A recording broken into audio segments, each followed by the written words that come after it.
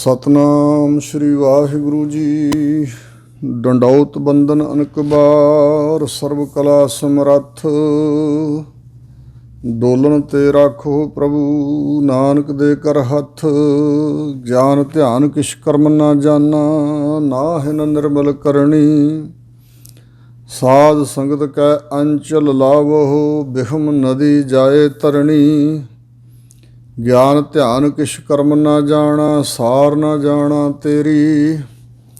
ਸਭ ਤੇ ਵੱਡਾ ਸਤਿਗੁਰ ਨਾਨਕ, ਜਿਨ ਕਲ ਰਾਖੀ ਮੇਰੀ। ਸਤਨਾਮ ਸ੍ਰੀ ਵਾਹਿਗੁਰੂ ਜੀ। ਗੌੜੀ ਗਵਾਰੇਰੀ ਮਹੱਲਾ ਪੰਜਵਾ। ਅਨਕ ਜਤਨ ਨਹੀਂ ਹੋਤ ਛੁਟਾਰਾ, ਬਹੁਤ ਸਿਆਣਪ ਆਗਲ ਭਾਰਾ। ਅਨਕ ਯਤਨ ਨਹੀਂ ਹੋਤ ਛੁਟਾਰਾ। ਵਾਹਿਗੁਰੂ ਜੀ ਕਾ ਖਾਲਸਾ, ਵਾਹਿਗੁਰੂ ਜੀ ਕੀ ਫਤਿਹ। ਗਰੀਬ ਨਵਾਜ ਪਤਿਤ ਪਾਵਨ ਭਗਤ ਵਸ਼ਲ, ਕਿਰਪਾ ਨਿਧਾਨ ਸਤਿਗੁਰੂ ਦਸਾਂ ਪਾਤਸ਼ਾਹੀਆਂ ਦੇ ਆਤਮਿਕ ਗਿਆਨ ਸਰੂਪ, ਹਿਰਦਾ ਸਰੂਪ, ਆਤਮਿਕ ਜੋਤ ਸਰੂਪ, ਸ਼ਬਦ ਸਰੂਪ ਸਤਿਗੁਰੂ ਧੰਨ ਗੁਰੂ ਗ੍ਰੰਥ ਸਾਹਿਬ ਜੀ ਦੀ ਸਾਜੀ ਨਵਾਜੀ ਪਰਮ ਸਨਮਾਨਯੋਗ ਸਾਧ ਸੰਗਤ ਜੀਓ। ਸਤਿਗੁਰਾਂ ਦੀ ਕਿਰਪਾਲਤਾ ਦੁਆਰਾ ਜੋ ਹਜ਼ੂਰ ਦੀ ਪਾਵਨ ਪਵਿੱਤਰ ਅੰਮ੍ਰਿਤਮਈ ਤੁਰਕੀ ਬਾਣੀ ਦੀ ਲੜੀਵਾਰ ਵਿਚਾਰ ਆਰੰਭ ਹੈ। ਗੁਰੂ ਕਿਰਪਾ ਸਦਕਾ ਇਹ ਸ੍ਰੀ ਗੁਰੂ ਗ੍ਰੰਥ ਸਾਹਿਬ ਮਹਾਰਾਜ ਦੇ 178 ਅੰਗ ਤੱਕ ਹੋਈ ਹੈ ਔਰ ਗੌੜੀ ਰਾਗ ਦੇ 78 ਸ਼ਬਦਾਂ ਦੀ ਵਿਚਾਰ ਹੁਣ ਤੱਕ ਹੋ ਚੁੱਕੀ ਹੈ। ਇਸ ਤੋਂ ਅੱਗੇ ਜੋ ਸਤਿਗੁਰੂ ਬਚਨ ਫਰਮਾਉਂਦੇ ਹਨ, ਗੁਰੂ ਕਿਰਪਾ ਸਦਕਾ ਹਜ਼ੂਰ ਦੇ ਮੁਖਾਰਬਿੰਦ ਤੋਂ ਚਾਰੇ ਬਚਨਾਂ ਨੂੰ ਵਿਚਾਰ ਕੇ ਸੁਣ ਕੇ ਲਾਹਾ ਪ੍ਰਾਪਤ ਕਰੀਏ। ਗੌੜੀ ਗਵਾਰੇਰੀ ਮਹੱਲਾ ਪੰਜਵਾ। ਗੌੜੀ ਰਾਗਣੀ ਦੀ ਗਵਾਰੇਰੀ ਵੰਨਗੀ ਜਾਂ ਕਿਸਮ ਕਹੋ। ਇਸ ਦੇ ਅੰਦਰ ਮਹੱਲਾ ਪੰਜਵਾਂ ਗੁਰੂ ਨਾਨਕ ਸਾਹਿਬ ਜੀ ਦਾ ਪੰਜਵਾਂ ਸਰੂਪ ਸ੍ਰੀ ਗੁਰੂ ਅਰਜਨ ਦੇਵ ਮਹਾਰਾਜ ਬਚਨ ਫਰਮਾਉਂਦੇ ਨੇ। ਪ੍ਰਸ਼ਨ ਉੱਠਦਾ ਹੈ ਕਿ ਮਹਾਰਾਜ ਦੁੱਖ ਦਰਦ ਕਿਸ ਤਰ੍ਹਾਂ ਦੂਰ ਹੋਏ। ਜੋ ਜਨਮਾਂ ਜਨਮਾਂਤਰਾਂ ਦੀਆਂ ਪੀੜਾਂ ਹਨ ਔਰ ਵਾਹਿਗੁਰੂ ਤੋਂ ਪਿਆ ਹੋਇਆ ਜਿਹੜਾ ਵਿਛੋੜੇ ਦਾ ਦੁੱਖ ਹੈ ਸਾਨੂੰ, ਇਹ ਕਿਸ ਤਰ੍ਹਾਂ ਦੂਰ ਹੋ। ਤਾਂ ਸਤਿਗੁਰੂ ਮਹਾਰਾਜ ਬਚਨ ਫਰਮਾਉਂਦੇ ਨੇ ਕਿ ਇਹਨਾਂ ਦੁੱਖਾਂ ਦਰਦਾਂ ਨੂੰ, ਮਨ ਦੇ ਕਲੇਸ਼ਾਂ ਨੂੰ ਦੂਰ ਕਰਨ ਲਈ ਅਤੇ ਹੋਰ ਜਿਹੜੀ ਕੋਈ ਵੱਡੀ ਆਸ ਹੈ ਉਸ ਨੂੰ ਪੂਰਨ ਕਰਨ ਲਈ ਲੋਕ ਹੋਰ ਯਤਨ ਕਰਦੇ ਨੇ, ਪਰ ਹੋਰਨਾਂ ਯਤਨਾਂ ਨਾਲ ਨਹੀਂ ਗੱਲ ਬਣ ਸਕਦੀ। ਅਨਕ ਯਤਨ ਨਹੀਂ ਹੋਤ ਛੁਟਾਰਾ। ਅਨੇਕਾਂ ਯਤਨ ਕਰਨ ਦੇ ਬਾਵਜੂਦ ਵੀ ਇਸ ਜੀਵ ਦਾ, ਇਸ ਜਿੰਦ ਦਾ, ਇਸ ਮਨੁੱਖ ਦਾ, ਇਸ ਵਿਅਕਤੀ ਦਾ ਛੁਟਕਾਰਾ ਨਹੀਂ ਹੁੰਦਾ। ਛੁਟਾਰਾ ਭਾਵ ਛੁਟਿਆ ਨਹੀਂ ਜਾ ਸਕਦਾ, ਛੁਟਕਾਰਾ ਨਹੀਂ ਹੋ ਸਕਦਾ। ਬਹੁਤ ਸਿਆਣਪ ਆਗਲ ਭਾਰਾ। ਉਹਨਾਂ ਯਤਨਾਂ ਵਿੱਚ ਇੱਕ ਇਹ ਵੀ ਹੈ ਕਿ ਲੋਕ ਸਿਆਣਪਾਂ ਬੜੀਆਂ ਕਰਦੇ। ਜਿਹੜਾ ਬੁੱਧੀ ਦਾ ਸਿਆਣਾਪਣ ਹੈ, ਕਹਿੰਦੇ ਆਪਣੇ ਆਪ ਨੂੰ ਮੈਂ ਬੜਾ ਸਿਆਣਾ ਹਾਂ। ਬੜੀਆਂ ਸਿਆਣਪਾਂ, ਹਿਕਮਤਾਂ, ਬੜੀਆਂ ਉਗਤੀਆਂ ਜੁਗਤੀਆਂ ਦਲੀਲਾਂ ਮਨੁੱਖ ਪ੍ਰਾਪਤ ਕਰਦੇ ਨੇ ਜਾਂ ਬੁੱਧੀ ਅੰਦਰ ਹੁੰਦੀਆਂ ਨੇ। ਕਿਉਂਕਿ ਸਹਿਸ ਸਿਆਣਪ ਪਵੈ ਨਾ ਤਾਓ, ਸਹਿਸ ਸਿਆਣਪਾ ਲੱਖ ਹੋਵੇ ਤਾਂ ਇੱਕ ਨਾ ਚੱਲੈ ਨਾਲ। ਬਹੁਤੀਆਂ ਸਿਆਣਪਾਂ ਦੇ ਬਾਵਜੂਦ ਵੀ, ਬਹੁਤ ਸਿਆਣਪ ਹੋਣ ਦੇ ਬਾਵਜੂਦ ਵੀ ਆਗਲ ਭਾਰਾ। ਭਾਰਾ ਦਾ ਅਰਥ ਹੈ ਭਾਰ, ਆਗਲ ਦਾ ਅਰਥ ਹੈ ਬਹੁਤਾ ਭਾਰ ਹੀ ਸਿਰ 'ਤੇ ਚੜ੍ਹਦਾ। ਬਹੁਤੀਆਂ ਸਿਆਣਪਾਂ ਨਾਲ ਵੀ ਬਹੁਤਾ ਭਾਰ ਹੀ ਸਿਰ 'ਤੇ ਚੜ੍ਹਦਾ। ਬਹੁਤ ਸਿਆਣਾਪਣ, ਸੂਝ-ਬੂਝ ਹੋਣ ਦੇ ਬਾਵਜੂਦ ਵੀ ਵਾਹਿਗੁਰੂ ਦੇ ਸਿਮਰਨ ਤੋਂ ਬਗੈਰ ਬਹੁਤ ਜ਼ਿਆਦਾ ਭਾਰ ਸਿਰ 'ਤੇ ਪੰਡਾਂ ਹੀ ਚੁੱਕ ਲਈਆਂ ਮਨੁੱਖ ਨੇ। ਸਿਆਣਪ ਕਰਕੇ ਹੰਕਾਰ ਵੀ ਬੜਾ ਕਰਦਾ, ਮੈਂ ਸਿਆਣਾ ਬਹੁਤ ਹਾਂ। ਫਿਰ ਮਹਾਰਾਜ ਕੀ ਕਰਨਾ ਚਾਹੀਦਾ? ਤਾਂ ਹਜ਼ੂਰ ਕਹਿੰਦੇ ਨੇ ਹਰ ਕੀ ਸੇਵਾ ਨਿਰਮਲ ਹੇਤ। ਨਿਰਮਲ, ਉਜਲ, ਪਵਿੱਤਰ, ਹੇਤ ਪਿਆਰ। ਜਿਹੜਾ ਉਜਲ ਪਿਆਰ ਹੈ ਨਾ, ਨਿਰਮਲ ਤੇ ਪਵਿੱਤਰ ਪਿਆਰ ਹੈ ਨਾ, ਭਾਵ ਲੋਭ ਲਾਲਚ ਤੋਂ ਰਹਿਤ ਪਿਆਰ, ਸੱਚਾ ਪਿਆਰ। ਜੇ ਪਵਿੱਤਰ ਪਿਆਰ ਧਾਰ ਕੇ ਹਰ ਕੀ ਸੇਵਾ, ਹਰੀ ਪਰਮਾਤਮਾ ਦੀ ਭਗਤੀ ਕਰੀਏ ਡਾਢੇ ਪ੍ਰੇਮ ਨਾਲ, ਸੱਚੇ ਪ੍ਰੇਮ ਨਾਲ, ਮਨੋ ਤਨੋ ਭਾਵਨਾ ਸਹਿਤ ਵਾਹਿਗੁਰੂ ਦੀ ਹਰ ਕੀ ਟਹਿਲ ਕਮਾਵਣੀ। ਇਹ ਜੇ ਟਹਿਲ ਕਮਾਈਏ ਉਹ ਹੈ ਸੇਵਾ ਸਿਮਰਨ ਜਾਨੀ, ਪਰਮਾਤਮਾ ਦੀ ਭਗਤੀ ਸੇਵਾ। ਫਿਰ ਕੀ ਹੋਵੇਗਾ? ਪ੍ਰਭ ਕੀ ਦਰਗਾਹ ਸੋਭਾ ਸੇ। ਫਿਰ ਇਹ ਜੀਵ ਜਦੋਂ ਪਰਮਾਤਮਾ ਦੀ ਦਰਗਾਹ ਵਿੱਚ, ਵਾਹਿਗੁਰੂ ਦੇ ਦਰਬਾਰ ਵਿੱਚ ਜਾਏਗਾ ਨਾ, ਇਸ ਜੀਵਨ ਦਾ ਜਦੋਂ ਅੰਤਲਾ ਸਮਾਂ ਆਇਆ, ਸਰੀਰ ਤਿਆਗਣ ਦਾ ਸਮਾਂ ਆਇਆ, ਤੇ ਫਿਰ ਵਾਹਿਗੁਰੂ ਦੇ ਦਰ 'ਤੇ ਸਭ ਨੇ ਜਾਣਾ ਹੀ ਹੈ ਨਾ। ਸਭਨਾ ਕਾ ਦਰ ਲੇਖਾ ਸੱਚ ਹੈ, ਛੂਟਤ ਨਾਮ ਸੁਹਾਵਣੇ। ਲੇਖਾ ਤਾਂ ਉੱਥੇ ਹੋਣਾ ਹੀ ਹੈ ਨਾ ਕਰਮਾਂ ਦਾ, ਵੀ ਇਹਨੇ ਇਸ ਜਾਮੇ ਨੂੰ ਧਾਰ ਕੇ ਕੀ ਕੀ ਕਰਮ ਕਮਾਏ ਨੇ। ਅਤੇ ਜਿਨ੍ਹਾਂ ਨੇ ਨਿਰਮਲ ਉੱਜਲ ਪਵਿੱਤਰ ਪ੍ਰੇਮ ਧਾਰ ਕੇ ਪਿਆਰ ਨਾਲ ਵਾਹਿਗੁਰੂ ਦੀ ਭਗਤੀ ਕੀਤੀ ਹੈ, ਉਹ ਫਿਰ ਪ੍ਰਭੂ ਦੀ ਦਰਗਾਹ ਵਿੱਚ ਬੜੀ ਸੋਭਾ ਦੇ ਸਹਿਤ ਜਾਣਗੇ। ਵਾਹਿਗੁਰੂ ਦੀ ਦਰਗਾਹ ਵਿੱਚ ਸੋਭਾ ਸੇਤ, ਸੋਭਾ ਦੇ ਨਾਲ। ਸੋ ਇਸ ਪ੍ਰਕਾਰ ਉੱਥੇ ਵਡਿਆਈ ਮਿਲੇਗੀ। ਰੇ ਰੇ ਦਰਗਾਹ ਕਹੈ ਨਾ ਕੋ, ਆਓ ਬੈਠ ਆਦਰ ਸੁਭ ਦੇਉ। ਵਾ ਮਹਿਲੀ ਪਾਵਹਿ ਤੂੰ ਬਾਸਾ, ਜਨਮ ਮਰਨ ਨ ਹੋਏ ਬਿਨਾਸਾ। ਮਨ ਮੇਰੇ ਗਹੋ ਹਰ ਨਾਮ ਕਾ ਓਲਾ। ਹਜ਼ੂਰ ਕਹਿੰਦੇ ਨੇ ਆਪਣੇ ਮਨ ਨੂੰ ਸਮਝਾਓ। ਇਹ ਮਨ ਹੀ ਅਵੈੜਾ ਹੈ ਜਿਹੜਾ ਸਮਝਦਾ ਨਹੀਂ। ਜਿੰਨੇ ਵੇਦ ਪੁਰਾਣ ਸ਼ਾਸਤਰ ਧਰਮ ਗ੍ਰੰਥ ਪੁਸਤਕ ਲਿਖੇ ਹੋਏ ਨੇ, ਔਰ ਜਿੰਨੇ ਵੀ ਰਹਿਬਰ ਪੀਰ ਪੈਗੰਬਰ ਔਲੀਏ ਰਿਸ਼ੀ ਮੁਨੀ ਅਵਤਾਰ ਸੰਤ ਭਗਤ ਦੁਨੀਆ 'ਤੇ ਹੋਏ ਨੇ, ਉਹਨਾਂ ਸਾਰਿਆਂ ਨੇ ਜੋ ਉਪਦੇਸ਼ ਦਿੱਤਾ ਉਹ ਸਾਡੇ ਮਨਾਂ ਨੂੰ ਸਵਾਰਨ ਵਾਸਤੇ ਹੀ ਹੈ। ਮਨ ਨੂੰ ਸਿੱਖਿਆ ਦੇਣੀ ਚਾਹੀਦੀ ਹੈ। ਹੋਰਨਾਂ ਨੂੰ ਸਿੱਖਿਆ ਦੇਣ ਦੀ ਬਜਾਏ ਚਾਹੀਦਾ ਵੀ ਅਸੀਂ ਆਪਣੇ ਮਨ ਨੂੰ ਸਿੱਖਿਆ ਦਈਏ, ਕਿਉਂਕਿ ਕਲਿਆਣ ਤਾਂ ਮਨ ਦੇ ਸੁਧਾਰ ਨਾਲ ਹੀ ਹੋਏਗੀ ਨਾ। ਲੋਕਾਂ ਨੂੰ ਸਿੱਖਿਆ ਦੇਣ ਨਾਲ ਤਾਂ ਨਹੀਂ ਨਾ ਗੱਲ ਬਣੇਗੀ। ਕਥਨੀ ਝੂਠੀ ਜਗ ਭਵੈ, ਰਹਿਣੀ ਸ਼ਬਦ ਸੋ ਸਾਰ। ਹੇ ਮੇਰੇ ਮਨਾ, ਹਜ਼ੂਰ ਕਹਿੰਦੇ ਮਨ ਨੂੰ ਸਮਝਾਓ ਤੇ ਕਹੋ, ਇਹਦਾ ਮੂਡ ਪਲੋਸੋ ਪੇ ਮੇਰੇ ਮਨਾ। ਗਹੋ ਹਰ ਨਾਮ ਕਾ ਓਲਾ, ਗਹੋ ਮੈਨੇ ਗ੍ਰਹਿਣ ਕਰੋ, ਗਹੋ ਪਕੜੋ, ਫੜ ਲਓ ਹਰੀ ਨਾਮ ਦਾ ਓਲਾ, ਮਤਲਬ ਆਸਰਾ। ਹੋਰ ਆਸਰੇ ਬੜੇ ਬਣਾਉਂਦਾ ਮਨੁੱਖ, ਮਨ 'ਚ ਇਹਦੇ 'ਚ ਵਸੇ ਹੋਏ ਨੇ ਵੀ ਫਲਾਣੇ ਬੰਦੇ ਦਾ ਆਸਰਾ, ਫਲਾਣਾ ਰਾਜਨੀਤਿਕ ਉਹਦੀ ਬੜੀ ਪਹੁੰਚ ਹੈ, ਉਹਦੇ ਨਾਲ ਮੇਰਾ ਸੰਬੰਧ ਹੈ, ਉਹ ਆਸਰਾ, ਧਨ ਦਾ ਆਸਰਾ, ਪੁੱਤਰਾਂ ਦਾ ਆਸਰਾ, ਫਲਾਣੀ ਚੀਜ਼ ਦਾ ਆਸਰਾ। ਪਰ ਇਹ ਆਸਰੇ ਸਾਥ ਛੱਡ ਜਾਣ ਵਾਲੇ ਨੇ। ਹਰੀ ਨਾਮ ਦਾ ਜੋ ਓਲਾ ਆਸਰਾ ਹੈ, ਹੇ ਮੇਰੇ ਮਨਾ ਉਹ ਗ੍ਰਹਿਣ ਕਰ, ਉਹ ਤੇਰਾ ਸਹਾਈ ਹੋਵੇਗਾ।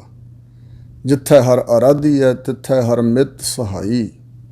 ਗੁਰ ਕਿਰਪਾ ਤੇ ਹਰ ਮਨ ਵਸੈ, ਹੋਰ ਤਬਿਦ ਲਿਆ ਨ ਜਾਈ। ਹਰ ਧਨ ਸੰਚੀਐ ਭਾਈ, ਜੇ ਹਲਤ ਪਲਤ ਹਰ ਹੋਏ ਸਖਾਈ। ਵਾਹਿਗੁਰੂ ਦੇ ਨਾਮ ਦਾ ਆਸਰਾ ਲੈਣਾ ਚਾਹੀਦਾ ਹੈ। ਤੁਝੈ ਨਾ ਲਾਗੈ ਤਾਤਾ ਝੋਲਾ। ਜੇ ਵਾਹਿਗੁਰੂ ਜੀ ਦੇ ਨਾਮ ਦਾ ਆਸਰਾ ਲਵੇਗਾ ਨਾ ਮਨਾ, ਤਾਂ ਤੇਰੇ ਤਾਈਂ ਨਹੀਂ ਲੱਗੇਗਾ ਤੱਤਾ ਝੋਲਾ। ਜਿਵੇਂ ਤੱਤੀ ਹਵਾ ਦਾ ਬੁੱਲਾ ਹੈ ਨਾ, ਸੋ ਇਸ ਤਰ੍ਹਾਂ ਤੱਤਾ ਝੋਲਾ, ਤੱਤਾ ਦੁਖਦਾਈ ਝੋਲਾ, ਹਲੂਣਾ ਨਹੀਂ ਵੱਜੇਗਾ।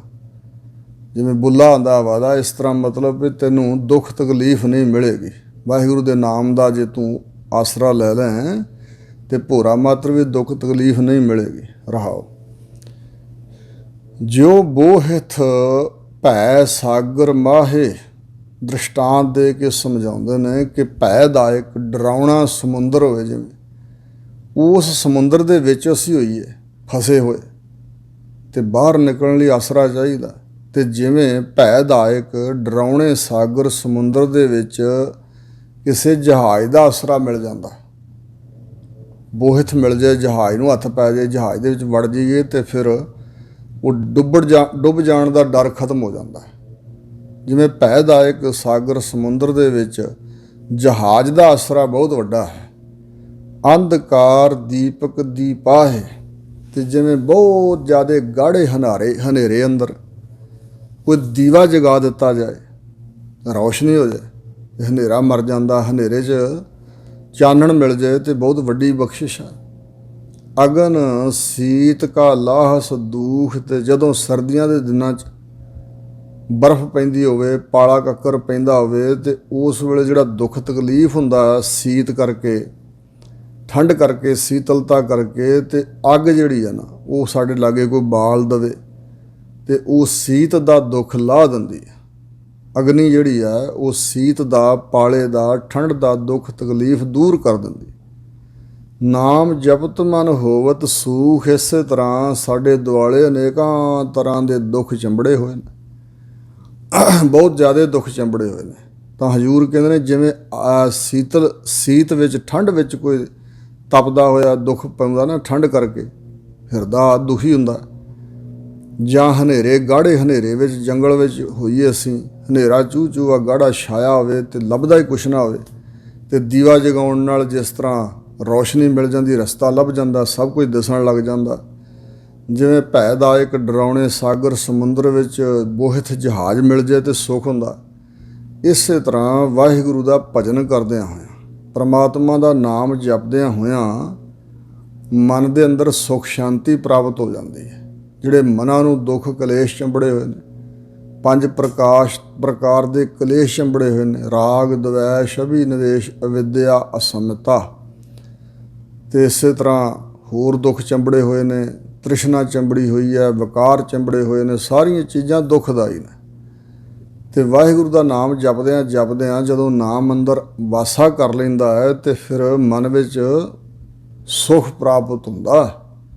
ਤੈਨੂੰ ਹੋਰ ਕਿਸੇ ਪਾਸਿਓਂ ਸੁੱਖ ਨਹੀਂ ਲੱਭਣਾ, ਵਾਹਿਗੁਰੂ ਦੇ ਨਾਮ ਵਿੱਚ ਹੀ ਸੁੱਖ ਹੈ। ਅਤੇ ਇਹ ਨਾਮ ਨਾਲ ਜੁੜ, ਉਤਰ ਜਾਏ ਤੇਰੇ ਮਨ ਕੀ ਪਿਆਸ। ਹੋਰ ਕੀ ਮਿਲੇਗਾ ਜੀ? ਹਜ਼ੂਰ ਕਹਿੰਦੇ ਨੇ ਜੇ ਨਾਮ ਨਾਲ ਜੁੜਿਆ ਰਹੇ, ਤੇਰੇ ਮਨ ਦੀ ਜਿਹੜੀ ਪਿਆਸ ਹੈ ਨਾ, ਇੱਕ ਤਾਂ ਪਿਆਸ ਸਰੀਰ ਨੂੰ ਹੁੰਦੀ ਹੈ ਨਾ, ਪ੍ਰਾਣਾ ਕਰਕੇ ਸਵਾਸ ਚੱਲਦੇ ਨੇ ਅਤੇ ਸਰੀਰ ਨੂੰ ਭੁੱਖ ਵੀ ਅਤੇ ਪਿਆਸ ਵੀ ਵਿਆਪਦੀ ਹੈ। ਇਹ ਤਾਂ ਪਿਆਸ ਮਿਟ ਜਾਂਦੀ ਹੈ ਪਾਣੀ ਆਦਿਕ ਪੀਣ ਨਾਲ, ਠੰਡੀ ਵਸਤੂ ਜਿਹੜਾ ਪੀਣ ਯੋਗ ਪਦਾਰਥ ਆ ਪੀ ਲਈਏ ਅਤੇ ਪਿਆਸ ਮਿਟ ਜਾਂਦੀ ਹੈ, ਔਰ ਕੁਝ ਖਾ ਪੀ ਲਈਏ ਅਤੇ ਭੁੱਖ ਮਿਟ ਜਾਂਦੀ ਹੈ। ਪਰ ਇੱਕ ਮਨ ਦੇ ਅੰਦਰ ਪਿਆਸ, ਤ੍ਰਿਸ਼ਨਾ ਵਾਸ਼ਨਾ ਹੈ। ਫਿਰ ਤੇਰੇ ਮਨ ਦੀ ਜਿਹੜੀ ਤੜਫ ਹੈ, ਪਿਆਸ ਹੈ, ਇਹ ਮਿਟ ਜਾਏਗੀ। ਉਤਰ ਜਾਏ ਤੇਰੇ ਮਨ ਕੀ ਪਿਆਸ, ਤੇਰੇ ਮਨ ਦੀ ਪਿਆਸ ਉਤਰ ਜਾਏਗੀ। ਪੂਰਨ ਹੋਵੇ ਸਗਲੀ ਆਸ। ਅਤੇ ਆਸਾ ਵਿੱਚ ਹੀ ਬੰਦਾ ਜੰਮਦਾ, ਆਸਾ 'ਚ ਹੀ ਮਰਦਾ। ਅਨੇਕਾਂ ਤਰ੍ਹਾਂ ਦੀਆਂ ਆਸਾਂ ਚੰਬੜੀਆਂ ਹੋਈਆਂ ਹਨ, ਅਤੇ ਇੱਕ ਐਸੀ ਵਸਤੂ ਹੈ ਵਾਹਿਗੁਰੂ ਦਾ ਨਾਮ, ਜਿਹਦੇ ਨਾਲ ਆਸਾਂ ਹੀ ਮੁੱਕ ਜਾਂਦੀਆਂ ਹਨ। ਕਿਉਂਕਿ ਵੱਡੀ ਵਸਤੂ ਪ੍ਰਾਪਤ ਹੋ ਜਾਏ ਅਤੇ ਹੋਰਨਾਂ ਚੀਜ਼ਾਂ ਦੀ ਆਸ ਫਿਰ ਨਹੀਂ, ਇੱਛਾ ਨਹੀਂ ਰਹਿੰਦੀ। ਆਸ ਇੱਛਾ ਦਾ ਨਾਮ ਹੀ ਹੈ। ਪੂਰਨ ਹੋਵੇ ਸਗਲੀ ਆਸ। ਸਭ ਤਰ੍ਹਾਂ ਦੀ ਤੇਰੀ ਆਸ ਪੂਰਨ ਹੋ ਜਾਂਦੀ ਹੈ ਵਾਹਿਗੁਰੂ ਦੇ ਸਿਮਰਨ ਦੁਆਰਾ। ਡੋਲੇ ਨਾ ਹੀ ਤੁਮਰਾ ਚੀਤ। ਤੁਮਰਾ ਤੁਹਾਡਾ ਹੈ ਮਿੱਤਰ ਜੀ, ਹੈ ਜੀਵ, ਹੈ ਮਨੁੱਖ, ਤੇਰਾ ਚਿੱਤ ਜਿਹੜਾ ਡੋਲਦਾ ਨਾ ਹੁਣ, ਇਹ ਫਿਰ ਡੋਲੇਗਾ ਨਹੀਂ। ਡਿਗਨ ਡੋਲਾ ਤਉ ਜੋ ਮਨ ਕੇ ਭਰਮਾ। ਭਰਮ ਕਾਟੇ ਗੁਰੇ ਆਪਣਾ ਪਾਏ ਵਿਸ਼ਰਾਮਾ। ਜਦੋਂ ਵਿਸ਼ਰਾਮ ਟਿਕਾ ਪ੍ਰਾਪਤ ਹੋ ਜਾਏ ਤੇ ਸਮਝਣਾ ਵੀ ਚਿੱਤ ਨਹੀਂ ਡੋਲਦਾ। ਚਿੱਤ ਡੋਲਦਾ ਹਰਖ ਸੋਗ ਕਰਕੇ, ਖੁਸ਼ੀ ਗਮੀ ਕਰਕੇ। ਜਦੋਂ ਤੱਕ ਮਨ ਸਰੀਰ ਨਾਲ ਚੰਬੜਿਆ ਹੋਇਆ, ਸਰੀਰ ਨੂੰ ਆਪਣਾ ਰੂਪ ਮੰਨਿਆ ਹੋਇਆ, ਸੰਸਾਰ ਨੂੰ ਸੱਚਾ ਮੰਨਿਆ ਹੋਇਆ, ਕੋਈ ਚੀਜ਼ ਵਸਤੂ ਮਿਲ ਜਾਏ ਤੇ ਹਰਖ ਖੁਸ਼ੀ ਉਛਾਲਾ, ਅਤੇ ਕੋਈ ਚੀਜ਼ ਚਲੀ ਜਾਏ ਤੇ ਗਮ, ਕੋਈ ਸਰੀਰ ਵਿਛੜ ਜਾਏ ਗਮ। ਇਸ ਤਰ੍ਹਾਂ ਸਰਦੀ, ਗਰਮੀ, ਭੁੱਖ ਤੇ ਜੰਮਣਾ ਮਰਨਾ ਸਾਰਾ ਕੁਛ ਇਹ ਚੰਬੜਿਆ ਹੋਇਆ ਜੀਵ ਨੂੰ। ਅਤੇ ਜਦੋਂ ਵਾਹਿਗੁਰੂ ਦਾ ਨਾਮ ਹਿਰਦੇ 'ਚ ਵਸ ਜਾਂਦਾ, ਫਿਰ ਅਵਸਥਾ ਹੁੰਦੀ ਹੈ ਇੱਕ ਰਸ। ਹਰਖ ਸੋਗ ਤੇ ਰਹਿ ਅਤੀਤਾ, ਤਿੰਨ ਜਗ ਤਤ ਪਛਾਨਾ। ਫਿਰ ਉਹ ਡੋਲਦਾ ਕਿੱਥੇ ਆ? ਨਾ ਕੋਈ ਡਰ ਉਹਨੂੰ ਡੁਲਾ ਸਕਦਾ, ਨਾ ਕੋਈ ਖੁਸ਼ੀ ਗਮੀ ਡੁਲਾ ਸਕਦੀ। ਫਿਰ ਤੇਰਾ ਮਿੱਤਰ ਜੀ ਚਿੱਤ ਨਹੀਂ ਡੋਲੇਗਾ। ਅੰਮ੍ਰਿਤ ਨਾਮ ਜਪ ਗੁਰਮੁਖ ਮੀਤ। ਜੇ ਤੂੰ ਗੁਰਾਂ ਦੇ ਸਨਮੁਖ ਹੋ ਜਾਏ, ਗੁਰੂ ਨੂੰ ਆਪਣਾ ਮਿੱਤਰ ਬਣਾ ਲੈ, ਜਾਂ ਹੇ ਮਿੱਤਰ ਪਿਆਰੇ ਜੀ, ਗੁਰਾਂ ਦੇ ਸਨਮੁਖ ਹੋ ਕੇ ਚੱਲਣ ਵਾਲੇ, ਗੁਰੂ ਦੇ ਅਨੁਸਾਰੀ ਹੋ ਕੇ ਚੱਲਣ ਵਾਲੇ ਗੁਰਮੁਖ ਮਿੱਤਰ ਜੀ, ਅੰਮ੍ਰਿਤ ਨਾਮ ਜਪ। ਵਾਹਿਗੁਰੂ ਪਰਮਾਤਮਾ ਦਾ ਜੋ ਨਾਮ ਹੈ, ਇਹ ਅੰਮ੍ਰਿਤ ਸਰੀਖਾ ਹੈ। ਆਤਮਿਕ ਮੌਤ ਨੂੰ ਖਤਮ ਕਰਨ ਵਾਲਾ, ਆਤਮਿਕ ਜੀਵਨ ਪ੍ਰਦਾਨ ਕਰਨ ਵਾਲਾ ਇਹ ਨਾਮ ਜਪ ਕੇ ਹੇ ਮਿੱਤਰ ਤੂੰ ਗੁਰਮੁਖ ਬਣ ਜਾਏਗਾ। ਜਾਂ ਗੁਰਮੁਖ ਬਣ ਕੇ ਨਾਮ ਜਪੋ ਮਿੱਤਰ ਜੀ। ਨਾਮ ਔਖਦ ਸੋਈ ਜਨ ਪਾਵੈ। ਵਾਹਿਗੁਰੂ ਦਾ ਨਾਮ ਇੱਕ ਦਵਾਈ ਹੈ, ਇਹ ਇੱਕ ਰਸਾਇਣ ਹੈ, ਇਹ ਇੱਕ ਔਸ਼ਧੀ ਹੈ। ਅਤੇ ਇਸ ਔਸ਼ਧੀ ਨੂੰ, ਕਿਉਂਕਿ ਜਿਵੇਂ ਬਾਹਰੀ ਤੌਰ 'ਤੇ ਰੋਗਾਂ ਦੀ ਨਿਵਰਤੀ ਲਈ ਕੋਈ ਰੋਗ ਚੰਬੜ ਜਾਏ, ਪਿੱਤ, ਵਾਏ, ਕਫ, ਰੁਦਰ ਵਿਗਾੜ ਆਦਿਕ ਖਰਾਬੀ ਪੈ ਜਾਏ ਸਰੀਰ ਵਿੱਚ, ਤੇ ਫਿਰ ਉਹਨੂੰ ਠੀਕ ਕਰਨ ਵਾਸਤੇ ਵੈਦ ਹਕੀਮ ਡਾਕਟਰ ਦਵਾਈ ਦਿੰਦੇ ਨੇ। ਉਸ ਕਾਰਗਰ ਔਸ਼ਧੀ ਦੇ ਨਾਲ ਫਿਰ ਉਹ ਰੋਗ ਕੱਟਿਆ ਜਾਂਦਾ। ਇਸੇ ਤਰ੍ਹਾਂ ਇਹ ਕਾਮ ਕ੍ਰੋਧ ਮੋਹ ਲੋਭ ਹੰਕਾਰ ਸਾਡੇ ਸਰੀਰਾਂ ਵਿੱਚ ਇਹਨਾਂ ਨੇ ਦੁੱਖ ਤਕਲੀਫਾਂ ਪੈਦਾ ਕੀਤੀਆਂ, ਰੋਗ ਬਣ ਕੇ ਚੰਬੜੇ ਹੋਏ ਨੇ। ਤੇ ਇਹਨਾਂ ਰੋਗਾਂ ਦੀ ਨਿਵਰਤੀ ਲਈ ਵੱਡਾ ਰੋਗ ਹਉਮੈ ਦਾ ਹੈ। ਸੋ ਇਸ ਰੋਗ ਨੂੰ ਖਤਮ ਕਰਨ ਲਈ ਔਖ ਦੀ ਦਵਾਈ ਵਾਹਿਗੁਰੂ ਦਾ ਨਾਮ ਹੀ ਭਜਨ ਹੀ ਹੈ। ਪਰ ਹਜੂਰ ਕਹਿੰਦੇ ਨੇ ਸੋਈ ਜਨ ਪਾਵੈ। ਇਹ ਨਾਮ ਰੂਪੀ ਔਸ਼ਧੀ ਦਵਾਈ ਉਹੀ ਜਨ ਸੇਵਕ ਰੱਬ ਦਾ ਬੰਦਾ ਵਿਅਕਤੀ ਪ੍ਰਾਪਤ ਕਰਦਾ ਹੈ। ਕਰ ਕਿਰਪਾ ਜਿਸ ਆਪ ਦਿਵਾਵੈ। ਵਾਹਿਗੁਰੂ ਅਕਾਲ ਪੁਰਖ ਜਿਸ ਦੇ ਉੱਪਰ ਕਿਰਪਾ ਦ੍ਰਿਸ਼ਟੀ ਕਰਕੇ ਜਿਸ ਦੇ ਤਾਈਂ ਆਪ ਸਤਿਗੁਰਾਂ ਦੁਆਰਾ ਦਿਵਾਉਂਦਾ ਹੈ। ਸਤਿਗੁਰੂ ਦੇ ਪਾਸੋਂ ਜਿਸ ਨੂੰ ਨਾਮ ਰੂਪੀ ਔਸ਼ਧੀ ਦਿਵਾਉਂਦਾ ਹੈ ਉਸ ਨੂੰ ਹੀ ਇਹ ਪ੍ਰਾਪਤ ਹੁੰਦੀ। ਹਰ ਹਰ ਨਾਮ ਜਾ ਕੇ ਹਿਰਦੈ ਵਸੈ। ਵਾਹਿਗੁਰੂ ਵਾਹਿਗੁਰੂ ਸਤਨਾਮ ਸ੍ਰੀ ਵਾਹਿਗੁਰੂ। ਅਕਾਲ ਪੁਰਖ ਪਰਮਾਤਮਾ ਦਾ ਹਰੀ ਹਰੀ ਨਾਮ ਜਿਸ ਦੇ ਹਿਰਦੇ 'ਚ ਵਸ ਜਾਂਦਾ ਹੈ, ਦੁੱਖ ਦਰਦ ਤੇ ਨਾਨਕ ਨਸੈ। ਉਹਦੇ ਨੇੜਿਓਂ ਹਿਰਦੇ ਵਿੱਚੋਂ ਆਸੇ ਪਾਸਿਓਂ ਦੁੱਖ ਜਿਹੜਾ ਹੈ ਜੰਮਣ ਮਰਨ ਦਾ, ਪੀੜਾ ਜਿਹੜੀਆਂ ਹਨ ਵਿਕਾਰਾਂ ਦੀਆਂ, ਅਨੇਕਾਂ ਤਰ੍ਹਾਂ ਦੇ ਦੁੱਖ ਤੇ ਦਰਦ ਚੰਬੜੇ ਹੋਏ ਨੇ। ਦੁੱਖ ਵੀ ਜੰਮਣ ਮਰਨ ਦਾ ਤੇ ਦਰਦਾਂ ਵੀ ਵਿਕਾਰਾਂ ਦੀਆਂ ਤਿਸ ਦੀਆਂ ਨਸ ਜਾਂਦੀਆਂ। ਉਹਦਾ ਸਾਥ ਛੱਡ ਕੇ ਦੌੜ ਜਾਂਦੀਆਂ ਇਹ ਚੀਜ਼ਾਂ। ਨਾ ਕੋਈ ਦੁੱਖ ਰਹਿ ਜਾਂਦਾ, ਨਾ ਕੋਈ ਦਰਦ ਰਹਿ ਜਾਂਦਾ ਹੈ। ਗੌੜੀ ਗਵਾਰੇਰੀ ਮਹੱਲਾ ਪੰਜਵਾ। ਗੌੜੀ ਰਾਗਣੀ ਅੰਦਰ ਗਵਾਰੇਰੀ ਜੋ ਇਸ ਰਾਗਣੀ ਦੀ ਵੰਨਗੀ ਹੈ, ਇਸ ਦੇ ਅੰਦਰ ਪੰਚਮ ਪਾਤਸ਼ਾਹ ਸਤਿਗੁਰੂ ਅਰਜਨ ਦੇਵ ਜੀ ਮਹਾਰਾਜ ਅਗਲਾ ਸ਼ਬਦ ਉਚਾਰਨ ਕਰਦੇ ਨੇ, ਬਹੁਤ ਦਰਬ ਕਰ ਮਨ ਨਾ ਆਗਾਨਾ। ਮਨੁੱਖੀ ਮਨ ਦੇ ਅੰਦਰ ਇਹ ਦੌੜ ਭੱਜ ਹੈ ਤਾਂ ਸ਼ਾਂਤੀ ਵਾਸਤੇ, ਟਿਕਾ ਲਈ, ਸੁਖ ਲਈ ਦੌੜ ਭੱਜ ਹੈ, ਪਰ ਕਲਪਨਾ ਗਲਤ ਹੈ। ਮਨ 'ਚ ਪਰਿਭਾਸ਼ਾ ਹੋਰ ਤਰ੍ਹਾਂ ਦੀ ਘੜੀ ਹੋਈ ਹੈ ਵੀ ਜੇ ਧਨ ਬਹੁਤਾ ਜਮ੍ਹਾਂ ਹੋ ਜਾਏ, ਗੱਡੀਆਂ ਸਵਾਰੀਆਂ ਮਹਿਲ ਮਾੜੀਆਂ ਔਲਾਦ ਆਗਿਆਕਾਰ ਇਹ ਸਾਰੇ ਸੁੱਖ ਹੋਣ ਤੇ ਫਿਰ ਮੈਂ ਸੰਤੁਸ਼ਟ ਰਹਾਂਗਾ, ਪਰ ਸੰਤੁਸ਼ਟ ਨਹੀਂ ਹੁੰਦਾ। ਭਾਈ ਸਾਹਿਬ ਭਾਈ ਗੁਰਦਾਸ ਜੀ ਦਾ ਇੱਕ ਕਥਨ ਦਾਸ ਨੂੰ ਚੇਤੇ ਆਇਆ। ਉਹਨਾਂ ਦੀ ਰਚਨਾ ਕਬਿਤ ਸਵਈਏ। ਉਹਨਾਂ ਵਿੱਚ ਭਾਈ ਸਾਹਿਬ ਬਚਨ ਕਰਦੇ ਨੇ, ਜੈਸੇ ਬੈਲ ਤੇਲੀ ਕੋ ਜਾਣਿਓ ਕਈ ਕੋਸ ਚੱਲਿਓ, ਨੈਣ ਉਗਰਤ ਵਾਹੀ ਠਾਉ ਹੀ ਠਿਕਾਨੂ ਹੈ। ਸਾਡੀ ਹਾਲਤ ਦ੍ਰਿਸ਼ਟਾਂਤ ਦੇ ਕੇ ਬਿਆਨ ਕਰ ਰਹੇ ਨੇ ਭਾਈ ਗੁਰਦਾਸ ਜੀ। ਕਹਿੰਦੇ ਜਿਸ ਤਰ੍ਹਾਂ ਕਿਸੇ ਤੇਲੀ ਦਾ ਬਲਦ ਅੱਖਾਂ ਉੱਪਰ ਖੋਪੇ ਤੇ ਪੱਟੀ ਚੜ੍ਹੀ ਹੋਣ ਕਰਕੇ ਜਦੋਂ ਪੁਲਾਣੇ ਦੇ ਵਿੱਚ ਚੱਲਦਾ ਨਾ, ਕੋਹਲੂ ਅੱਗੇ ਜੁੱਤਾ ਹੋਇਆ ਜੋੜਿਆ ਹੋਇਆ ਬਲਦ, ਤੇ ਕਿਉਂਕਿ ਤੁਰਦਾ ਸਾਰਾ ਦਿਨ, ਮਨ ਹੀ ਮਨ ਅੰਦਰ ਅੰਦਾਜ਼ਾ ਲਾਉਂਦਾ ਵੀ ਕਈ ਕੋ ਕਾਫ ਪੈਂਡਾ ਮੈਂ ਤੈਅ ਕਰ ਲਿਆ। ਜਾਣਿਓ ਕਈ ਕੋਸ ਚੱਲਿਓ, ਪਰ ਨੈਣ ਉਗਰਤ ਵਾਹੀ ਠਾਉ ਹੀ ਠਿਕਾਨੂ ਹੈ। ਜਦੋਂ ਨੇਤਰ ਉਹਦੇ ਖੁੱਲ੍ਹਦੇ ਨੇ ਨਾ, ਪੱਟੀ ਖੁੱਲ੍ਹੀ ਜਾਂਦੀ, ਅੱਖਾਂ ਤੋਂ ਖੋਪੇ ਲਾਹੇ ਜਾਂਦੇ, ਬੜਾ ਹੈਰਾਨ ਹੁੰਦਾ ਕਿ ਮੈਂ ਜਿਸ ਪਲਾਣੇ ਵਿੱਚ ਜਿਸ ਜਗ੍ਹਾ 'ਤੇ ਸਵੇਰੇ ਖਲੋਤਾ ਸੀ ਹੁਣ ਵੀ ਉੱਥੇ ਖਲੋਤਾ, ਤੁਰਿਆ ਰਿਹਾ ਸਾਰਾ ਦਿਨ, ਪਰ ਉਹ ਪੈਂਡਾ ਕਿੱਧਰ ਗਿਆ? ਪੈਂਡਾ ਮੁੱਕਾ ਹੀ ਨਹੀਂ, ਉੱਥੇ ਹੀ ਖੜਾ। ਮਤਲਬ ਉਹ ਤੁਰਿਆ ਰਿਹਾ ਪਰ ਗੱਲ ਕੋਈ ਬਣੀ ਨਹੀਂ, ਕਿਤੇ ਹੋਰ ਥਾਂ ਪਹੁੰਚਾ ਹੀ ਨਹੀਂ। ਨੈਣ ਉਗਰਤ ਵਾਹੀ ਠਾਉ ਹੀ ਠਿਕਾਨੂ ਹੈ। ਤੇ ਜੈਸੇ ਜੇਵਰੀ ਬਟਤ ਆਂਦਰੋ ਅਚਿੰਤ ਚਿੰਤ ਖਾਦ ਜਾਤ ਬਸ਼ਰੋ ਟਟੋਰਾ ਪਛਤਾਨੂ ਹੈ। ਜਿਸ ਤਰ੍ਹਾਂ ਕੋਈ ਅੱਖਾਂ ਤੋਂ ਅੰਨਾ ਆਦਮੀ ਰੱਸੀ ਵੱਟਦਾ ਹੈ ਤੇ ਪਿਛਲੇ ਪਾਸੇ ਗਾਂ ਦਾ ਵੱਛਾ ਬੱਧਾ ਹੋਇਆ ਰੱਸੀ ਖਾਈ ਜਾਂਦਾ। ਹੁਣ ਅੱਖਾਂ ਤੋਂ ਅੰਨੇ ਆਦਮੀ ਨੂੰ ਦਿਖਾਈ ਨਹੀਂ ਦਿੰਦਾ। ਸ਼ਾਮਾਂ ਨੂੰ ਜਿਸ ਵੇਲੇ ਆਪਣੀ ਬਣਾਈ ਹੋਈ ਰੱਸੀ ਨੂੰ ਮਿਣਨ ਲੱਗਦਾ, ਮਿਣਤੀ ਕਰਨ ਲੱਗਦਾ, ਤੇ ਉਹ 2-4 ਹੱਥ ਰੱਸੀ ਰਹਿ ਜਾਂਦੀ, ਬਾਕੀ ਤਾਂ ਵੱਛਾ ਖਾ ਗਿਆ। ਮਿਹਨਤ ਅਜਾਈ ਗਈ, ਵਿਅਰਥ ਗਿਆ ਸਾਰਾ ਕੁਛ। ਸਾਰਾ ਦਿਨ ਦਾ ਵੱਟ ਚਾੜਿਆ, ਰੱਸੀ ਨੂੰ ਵਿਅਰਥ ਗਿਆ। ਜੈਸੇ ਮ੍ਰਿਗ ਤ੍ਰਿਸ਼ਨਾ ਲੋ ਧਾਵੈ ਮ੍ਰਿਗ ਤ੍ਰਿਖਾਵੰਤ ਆਵਤ ਨਾ ਸਾਂਤ ਭ੍ਰਮ ਭ੍ਰਮਤ ਹੈਰਾਨੋ ਹੈ। ਮ੍ਰਿਗ ਤ੍ਰਿਸ਼ਨਾ ਮਾਰੂਥਲ ਦੇ ਵਿੱਚ ਗਰਮੀ ਨਾਲ ਰੇਤਾ ਤਪਦਾ ਤੇ ਹਿਰਨ ਵਿਚਾਰੇ ਦੀ ਨੇਤਰ ਜਿਹੜੇ ਨਿਗਾਹ ਉਹ ਭੁਲੇਖਾ ਖਾਂਦੀ ਹੈ ਕਿ ਉਹ ਦੂਰ ਜੋ ਕੋਈ ਦਿਖਾਈ ਦੇ ਰਿਹਾ ਪਾਣੀ ਹੈ। ਉਹ ਰੇਤਾ ਤਪਣ ਕਰਕੇ ਉੱਪਰ ਅਸਮਾਨ ਵੱਲ ਨੂੰ ਕੁਛ ਉੱਡਦਾ ਹੋਇਆ ਪ੍ਰਤੀਤ ਹੁੰਦਾ ਹੈ ਪਾਣੀ ਨਹੀਂ, ਹਿਰਨ ਦੀਆਂ ਅੱਖਾਂ ਦੀ ਪ੍ਰਤੀਤੀ ਹੈ, ਪ੍ਰਤੀਤੀ ਮਾਤਰ ਪਾਣੀ। ਉਹ ਸਮਝਦਾ ਹੈ ਭਈ ਉਹ ਪਾਣੀ ਆ, ਪਰ ਜਿਵੇਂ ਜਿਵੇਂ ਜਾਂਦਾ ਹੈ ਤਿਵੇਂ ਤਿਵੇਂ ਉਹ ਪਾਣੀ ਦੂਰ ਪ੍ਰਤੀਤ ਹੋਈ ਜਾਂਦਾ। ਵਾਸਤਵਿਕ ਰੂਪ ਵਿੱਚ ਜੇ ਪਾਣੀ ਹੋਵੇ ਤੇ ਪਿਆਸ ਬੁਝੇ, ਪਾਣੀ ਤਾਂ ਹੈ ਹੀ ਨਹੀਂ। ਪਰ ਉਹ ਭਰਮ ਮਨ ਦਾ ਭੁਲੇਖਾ, ਹਿਰਨ ਦੇ ਮਨ ਦਾ ਭੁਲੇਖਾ, ਨਜ਼ਰ ਦਾ ਭੁਲੇਖਾ। ਦੌੜਦਾ ਭੱਜਦਾ ਪਿਆਸਾ ਹੀ ਹਾਰ ਹੰਭ ਕੇ ਹੱਫ ਕੇ ਡਿੱਗ ਪੈਂਦਾ, ਪ੍ਰਾਣ ਨਿਕਲ ਜਾਂਦਾ। ਸਾਰੀ ਮਿਹਨਤ ਅਜਾਈ ਹੈ, ਪਿਆਸ ਨਹੀਂ ਬੁੱਝੀ। ਇਸੇ ਤਰ੍ਹਾਂ ਭਾਈ ਗੁਰਦਾਸ ਜੀ ਕਹਿੰਦੇ ਨੇ, ਤੈਸੇ ਸੁਪਨੰਤਰ ਦਸੰਤਰ ਬਿਹਾਏ ਗਈ, ਪਹੁੰਚਿਓ ਨਾ ਤਹਾਂ ਜਹਾਂ ਮੋਹਿ ਜਾਨੂ ਹੈ। ਮਨੁੱਖੀ ਮਨ ਦੀ ਹਾਲਤ, ਜੀਵਨ ਦੀ ਹਾਲਤ, ਸਾਡੀ ਜ਼ਿੰਦਗੀ ਦੀ ਹਾਲਤ। ਕਹਿੰਦੇ ਇਸੇ ਤਰ੍ਹਾਂ ਇਹ ਜਿਹੜਾ ਸੰਸਾਰ ਸੁਪਨਾ ਸੀ, ਇਹਦੇ ਪਦਾਰਥ ਐਵੇਂ ਹੀ ਸਨ, ਪ੍ਰਤੀਤੀ ਮਾਤਰ। ਸੁਪਨੇ ਵਿੱਚ ਜੋ ਕੁਝ ਵੀ ਹੁੰਦਾ ਐਵੇਂ ਹੀ ਹੁੰਦਾ, ਸੱਚਾ ਤਾਂ ਹੁੰਦਾ ਨਹੀਂ। ਪਰ ਇਹਨੂੰ ਸੱਚਾ ਮੰਨ ਲਿਆ ਤੇ ਦਸਾਂ ਦਿਸ਼ਾਂ 'ਚ ਹੀ ਭਰਮਦੇ ਭਟਕਦੇ ਰਹੇ ਵੀ ਖੈਰ ਖਬਰੇ ਸੱਚਾ ਸਭ ਕੁਛ। ਸਮਝ ਲਿਆ ਵੀ ਸੱਚਾ, ਪਰ ਹੈ ਨਹੀਂ ਸੀ, ਸਾਥ ਛੱਡ ਜਾਣ ਵਾਲਾ ਸੀ, ਇਹਦੀ ਪਾਇਆ ਹੀ ਕੁਛ ਨਹੀਂ ਸੀ।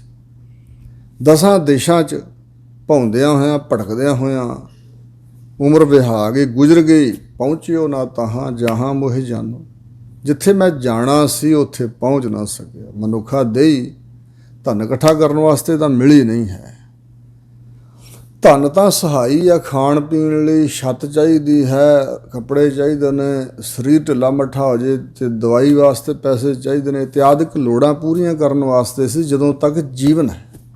ਤੇ ਮਨੁੱਖ ਨੇ ਸਮਝ ਲਿਆ ਵੀ ਸ਼ਾਇਦ ਇਹ ਸਾਰਾ ਕੁਛ ਹੈ, ਜਮ੍ਹਾਂ ਕਰ ਲਈਏ, ਜਿਵੇਂ ਨਾਲ ਜਾਣਾ ਹੋਏ। ਇਸ ਤਰ੍ਹਾਂ ਦੀ ਪ੍ਰਤੀਤੀ ਹੈ ਨਾ ਮਨ 'ਚ। ਤੇ ਫਿਰ ਮਨ ਐਸਾ ਲੋਭੀ ਲਾਲਚੀ ਹੈ ਅਗਿਆਨਤਾ ਕਰਕੇ, ਇਸ ਧਨ ਦਾ ਲੋਭੀ ਤਾਂ ਵੀ ਇਹਨੇ ਕਲਪਨਾ ਕੀਤੀ ਸ਼ਾਇਦ ਇਹਦੇ ਵਿੱਚ ਸੁੱਖ ਇਕੱਠਾ ਕਰਕੇ ਰੱਖਾਂ ਤੇ ਸੁੱਖ ਦੇਵੇਗਾ। ਤੇ ਐਸਾ ਲਾਲਚ ਮਨ 'ਚ ਵੜਿਆ, ਤ੍ਰਿਸ਼ਨਾ ਐਸੀ ਕਿ ਬਹੁਤ ਦਰਬ ਕਰ ਮਨ ਨਾ ਅਗਾਨਾ। ਮਨੁੱਖੀ ਕਰਦਾ ਸਹਿਸ ਖੱਟੇ ਲੱਖ ਕੋਠ ਧਾਵੈ, ਤ੍ਰਿਪਤ ਨਾ ਆਵੈ ਮਾਇਆ ਪਾਸ਼ਾ ਪਾਵੈ। ਮਾਇਆ ਦੇ ਪਿੱਛੇ ਹੀ ਪਿਆ ਰਹਿੰਦਾ, ਤ੍ਰਿਪਤੀ ਆਉਂਦੀ ਨਹੀਂ। ਜਿਹਦੇ ਕੋਲ 100 ਕਹਿੰਦਾ, 1000 ਵਾਲਾ, ਲੱਖ ਵਾਲਾ, ਕਰੋੜ ਤੇ ਕਰੋੜਾਂ ਵਾਲਾ, ਅਰਬਾਂ ਖਰਬਾਂ, ਤੇ ਜਿਨ੍ਹਾਂ ਕੋਲ ਅਰਬਾਂ ਖਰਬਾਂ ਵੀ ਹਨ ਉਹਨਾਂ ਦੀ ਹੋਰ ਲਾਲਸਾ ਵੀ ਇੰਨੇ ਅਰਬ ਖਰਬ ਹੋਰ ਆ ਜਾਏ।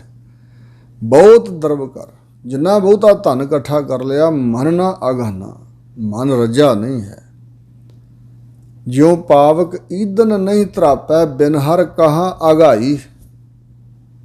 ਪਾਵਕ ਅੱਗ ਜੋ ਹੈ, ਈਦਨ ਬਾਲਣ ਨਾਲ, ਲੱਕੜੀਆਂ ਨਾਲ ਜਿਵੇਂ ਉਹ ਰੱਜਦੀ ਨਹੀਂ, ਇਸੇ ਤਰ੍ਹਾਂ ਵਾਹਿਗੁਰੂ ਦੇ ਸਿਮਰਨ ਤੋਂ ਬਗੈਰ ਤੂੰ ਕਿੱਥੇ ਰੱਜੇਗਾ। ਕਿਉਂਕਿ ਸਿਮਰਨ ਵਿੱਚੋਂ ਇੱਕ ਵਸਤੂ ਪੈਦਾ ਹੁੰਦੀ ਹੈ, ਸੰਤੋਖ, ਉਹੀ ਵੱਡਾ ਸੁੱਖ ਹੈ। ਤ੍ਰਿਸ਼ਨਾ ਬੁਝੈ ਹਰਿ ਕੈ ਨਾਮ, ਮਹਾ ਸੰਤੋਖ ਹੋਵੈ ਗੁਰਬਚਨੀ, ਪ੍ਰਭ ਸਿਉ ਲਾਗੈ ਪੂਰਨ ਧਿਆਨ। ਹਜ਼ੂਰ ਕਹਿੰਦੇ ਨੇ ਬਹੁਤਾ ਦਰਬ ਧਨ ਪ੍ਰਾਪਤ ਕਰਕੇ, ਬਹੁਤੇ ਧਨ ਕਰਕੇ ਵੀ ਮਨ ਅਗਾਨਾ ਨਹੀਂ, ਰੱਜਾ ਨਹੀਂ, ਮਨ ਦੀ ਤ੍ਰਿਸ਼ਨਾ ਨਹੀਂ ਹਟੀ। ਅਨਕ ਰੂਪ ਦੇਖ ਨਹਿ ਪਤੀਆਨਾ, ਇਹ ਤਾਂ ਹੈ ਨਾ ਜੜ ਮਾਇਆ। ਧਨ ਇੱਕ ਚੇਤਨ ਮਾਇਆ ਹੈ, ਜਿਵੇਂ ਇਸਤਰੀ ਹੈ, ਪਤਨੀ ਹੈ, ਧੀਆਂ ਪੁੱਤਰ ਨੇ, ਜਿਹੜੀ ਹਿੱਲਣ ਜੁਲਣ ਵਾਲੀ ਮਾਇਆ ਨੂੰ ਕਹਿੰਦੇ ਚੇਤਨ ਮਾਇਆ। ਅਨੇਕਾਂ ਰੂਪ ਵੇਖ ਵੇਖ ਕੇ ਇਸਤਰੀਆਂ ਦੇ ਨਹਿ ਪਤੀਆਨਾ, ਫਿਰ ਵੀ ਮਨ ਪਤੀਜਿਆ ਨਹੀਂ, ਮਨ ਫਿਰ ਵੀ ਟਿਕਿਆ ਨਹੀਂ, ਰੂਪ ਵੇਖਣ ਵੱਲੋਂ ਰੱਜਿਆ ਨਹੀਂ, ਫਿਰ ਵੀ ਨਹੀਂ ਮਨ ਪਤੀਜਦਾ। ਪੁੱਤਰ ਕਲੱਤਰ ਉਰਜਿਓ ਜਾਨ ਮੇਰੀ, ਇਹ ਜਾਣ ਕੇ ਕਿ ਪੁੱਤਰ ਮੇਰੇ ਹਨ, ਇਹ ਧੀਆਂ ਮੇਰੀਆਂ ਹਨ, ਇਹ ਕਲੱਤਰ ਇਸਤਰੀ ਮੇਰੀ ਹੈ। ਪੁੱਤਰ ਕਲੱਤਰ, ਪੁੱਤਰ ਤੇ ਇਸਤਰੀ ਆਦਿਕ ਰੂਪ ਵਿੱਚ ਜਾਣ ਕੇ ਆਪਣੀ ਮਾਇਆ, ਤੇ ਇਹ ਉਲਝਿਆ ਹੋਇਆ, ਫਸਿਆ ਹੋਇਆ, ਕਿਉਂਕਿ ਇਹਨੇ ਸਾਰਾ ਕੁਝ ਆਪਣਾ ਸਮਝ ਲਿਆ ਨਾ, ਇਹ ਸਾਰੇ ਮੇਰੇ ਆਪਣੇ ਨੇ, ਧਨ ਵੀ ਮੈਂ ਜਮ੍ਹਾਂ ਕੀਤਾ ਮੇਰਾ। ਤੇ ਇਹ ਜਾਂ ਬਹੁਤੀਆਂ ਇਸਤਰੀਆਂ ਨਾਲ ਜਿਹੜੇ ਵਿਆਹ ਕਰਾਉਂਦੇ ਨੇ ਰਾਜੇ ਮਹਾਰਾਜੇ, ਅਮੀਰ ਲੋਕ, ਤੇ ਇਸ ਤਰ੍ਹਾਂ ਅੱਗੇ ਧੀਆਂ ਪੁੱਤਰ ਪੈਦਾ ਹੁੰਦੇ ਨੇ। ਹਜ਼ੂਰ ਸਾਰਿਆਂ ਦੀ ਹਾਲਤ ਬਿਆਨ ਕਰ ਰਹੇ ਨੇ ਕਿ ਸਾਰੀ ਜਿਹੜੀ ਜੜ ਚੇਤਨ ਮਾਇਆ ਆਪਣੀ ਜਾਣ ਕੇ, ਮੇਰੀ ਜਾਣ ਕੇ ਉਲਝਿਆ ਹੋਇਆ, ਉਹ ਬਿਨਸੈ, ਉਹ ਪਸਮੈ ਢੇਰੀ। ਉਹ ਜਿਹੜਾ ਧਨ ਇਕੱਠਾ ਕੀਤਾ ਉਹ ਵੀ ਅੰਤ ਨੂੰ ਬਿਨਸ ਜਾਂਦਾ ਹੈ। ਕਈ ਵਾਰੀ ਜਿਉਂਦਿਆਂ ਹੀ ਧਨ ਸਾਥ ਛੱਡ ਜਾਂਦਾ, ਜਾਂ ਫਿਰ ਜਦੋਂ ਸਾਡਾ ਸਰੀਰ ਬਿਨਸਦਾ ਹੈ ਉਹ ਬਿਨਸਾ, ਜਿਹੜਾ ਇਹ ਜੀਵ ਹੈ ਬਿਨਸ ਜਾਂਦਾ, ਉਹ ਪਸਮੈ ਢੇਰੀ। ਤੇ ਫਿਰ ਇਹ ਸਰੀਰ ਭਸਮ ਦੀ ਢੇਰੀ ਹੋ ਜਾਂਦਾ। ਜਿਹੜੀ ਚੇਤਨ ਮਾਇਆ ਹੈ, ਧੀਆਂ ਪੁੱਤਰ ਘਰ ਵਾਲੀ ਆਦਿਕ, ਉਹ ਵੀ ਤੇ ਭਸਮ ਦੀ ਢੇਰੀ ਆ ਨਾ। ਅੰਤ ਨੂੰ ਭਸਮ ਦੀ ਢੇਰੀ ਹੋਣਾ ਸਾਰਿਆਂ ਨੇ, ਖਾਕ ਵਿੱਚ ਹੀ ਮਿਲਣਾ। ਬਿਨ ਹਰ ਭਜਨ ਦੇਖੋ ਬਿਲ ਲਾਤੇ। ਹਜ਼ੂਰ ਕਹਿੰਦੇ ਮੈਂ ਵੇਖਦਾ ਹਾਂ ਸੰਸਾਰ ਵੱਲ, ਅਸੀਂ ਵੇਖਦੇ ਪਏ ਹਾਂ। ਜਿਵੇਂ ਫਰੀਦ ਜੀ ਨੇ ਕਿਹਾ ਵੀ ਉੱਚਾ ਚੜ੍ਹ ਕੇ ਦੇਖਿਆ ਘਰ ਘਰ ਇਹ ਅੱਗ। ਫਰੀਦਾ ਮੈਂ ਜਾਣਿਆ ਦੁੱਖ ਮੁਝ ਕੂ। ਮੈਂ ਤਾਂ ਸਮਝਿਆ ਸੀ ਮੈਨੂੰ ਹੀ ਦੁੱਖ ਚੰਬੜਿਆ ਹੋਇਆ, ਪਰ ਦੁੱਖ ਸਬਾਇਆ ਜਗ, ਸਾਰੇ ਜਗਤ ਨੂੰ ਹੀ ਦੁੱਖ ਚੰਬੜਿਆ। ਉੱਚਾ ਚੜ੍ਹ ਕੇ ਦੇਖਿਆ ਤਾਂ ਘਰ ਘਰ ਇਹ ਅੱਗ। ਮਨ ਭਟਕਣਾ ਵਿੱਚ ਹੈ, ਸਭ ਮਨ ਦੁਖੀ ਨੇ। ਸੋ ਇਸ ਪ੍ਰਕਾਰ ਬਿਨ ਹਰ ਭਜਨ, ਵਾਹਿਗੁਰੂ ਹਰੀ ਦੇ ਭਜਨ ਤੋਂ ਬਗੈਰ ਅਸੀਂ ਵੇਖਦੇ ਹਾਂ ਸਾਰੇ ਜੀਵ ਬਿਰਲਾਪ ਕਰਦੇ ਨੇ, ਬਿਲਕਦੇ ਪਏ ਨੇ। ਧ੍ਰਿਗ ਤਨ ਧ੍ਰਿਗ ਧਨ ਮਾਇਆ ਸੰਗਰਾਤੇ। ਜਿਹੜੇ ਸੰਸਾਰ ਦੇ ਜੀਵ ਜੜ ਚੇਤਨ ਮਾਇਆ ਸੰਗ ਸਾਥ ਰਾਤੇ ਰੱਤੇ ਹੋਏ ਨੇ ਨਾ, ਰੱਬ ਚੇਤੇ ਹੀ ਨਹੀਂ, ਭੁਲਾ ਹੀ ਦਿੱਤਾ ਪਰਮਾਤਮਾ ਨੂੰ ਜਿਹਨੇ ਸਭ ਕੁਝ ਬਖਸ਼ਿਆ ਹੈ। ਤੇ ਜੋ ਬਖਸ਼ਿਆ ਹੋਇਆ ਦਾਤ ਪਿਆਰੀ ਵਿਸਰਿਆ ਦਾਤਾਰਾ। ਦਾਤਾਰ ਵਿਸਰ ਹੀ ਗਿਆ ਹੈ, ਜਾਣੈ ਨਾਹੀਂ ਮਰਨ ਵਿਚਾਰਾ। ਇਹ ਵਿਚਾਰਾ ਤੁਸ਼ ਜੀਵ ਮਰਨ ਦੇ ਵਿਚਾਰ ਨੂੰ, ਮੌਤ ਦੇ ਵਿਚਾਰ ਨੂੰ ਤਾਂ ਵਿਚਾਰਦਾ ਹੀ ਨਹੀਂ ਹੈ, ਜਾਣਦਾ ਹੀ ਨਹੀਂ ਕੁਛ। ਹਜ਼ੂਰ ਕਹਿੰਦੇ ਨੇ ਇਹੋ ਜਿਹੇ ਵਿਅਕਤੀਆਂ, ਇਹੋ ਜਿਹੇ ਜੀਆਂ ਦਾ ਤਨ ਸਰੀਰ ਵੀ ਧ੍ਰਿਗ ਹੀ ਹੈ। ਕਾਹਦੇ ਵਾਸਤੇ ਮਿਲਿਆ ਸਰੀਰ, ਜਦੋਂ ਉਹਨੂੰ ਸਫਲਤਾ ਵਾਲੇ ਪਾਸੇ ਲਾਇਆ ਹੀ ਨਹੀਂ। ਤੇ ਤਨ ਵੀ ਫਿਰ ਇਹਨਾਂ ਦਾ ਮਨੁੱਖਾ ਸਰੀਰ ਵੀ ਪਸ਼ੂਆਂ ਪੰਛੀਆਂ ਨਾਲੋਂ ਵੀ ਭੈੜਾ ਹੀ ਆ। ਉਹਨਾਂ ਨੂੰ ਤੇ ਸਮਝਿਆ ਨਹੀਂ, ਤੇ ਇਸ ਮਨੁੱਖਾ ਦੇਹ ਦੇ ਅੰਦਰ ਤੇ ਸਮਝ ਹੈ, ਤੇ ਫਿਰ ਵੀ ਨਹੀਂ ਇਸ ਪਾਸੇ ਲਾਇਆ। ਫਿਰ ਤਨ ਧਾਰਨ ਦਾ ਮਨੋਰਥ ਕੀ ਹੋਇਆ? ਇਸ ਕਰਕੇ ਧ੍ਰਿਗ ਹੈ।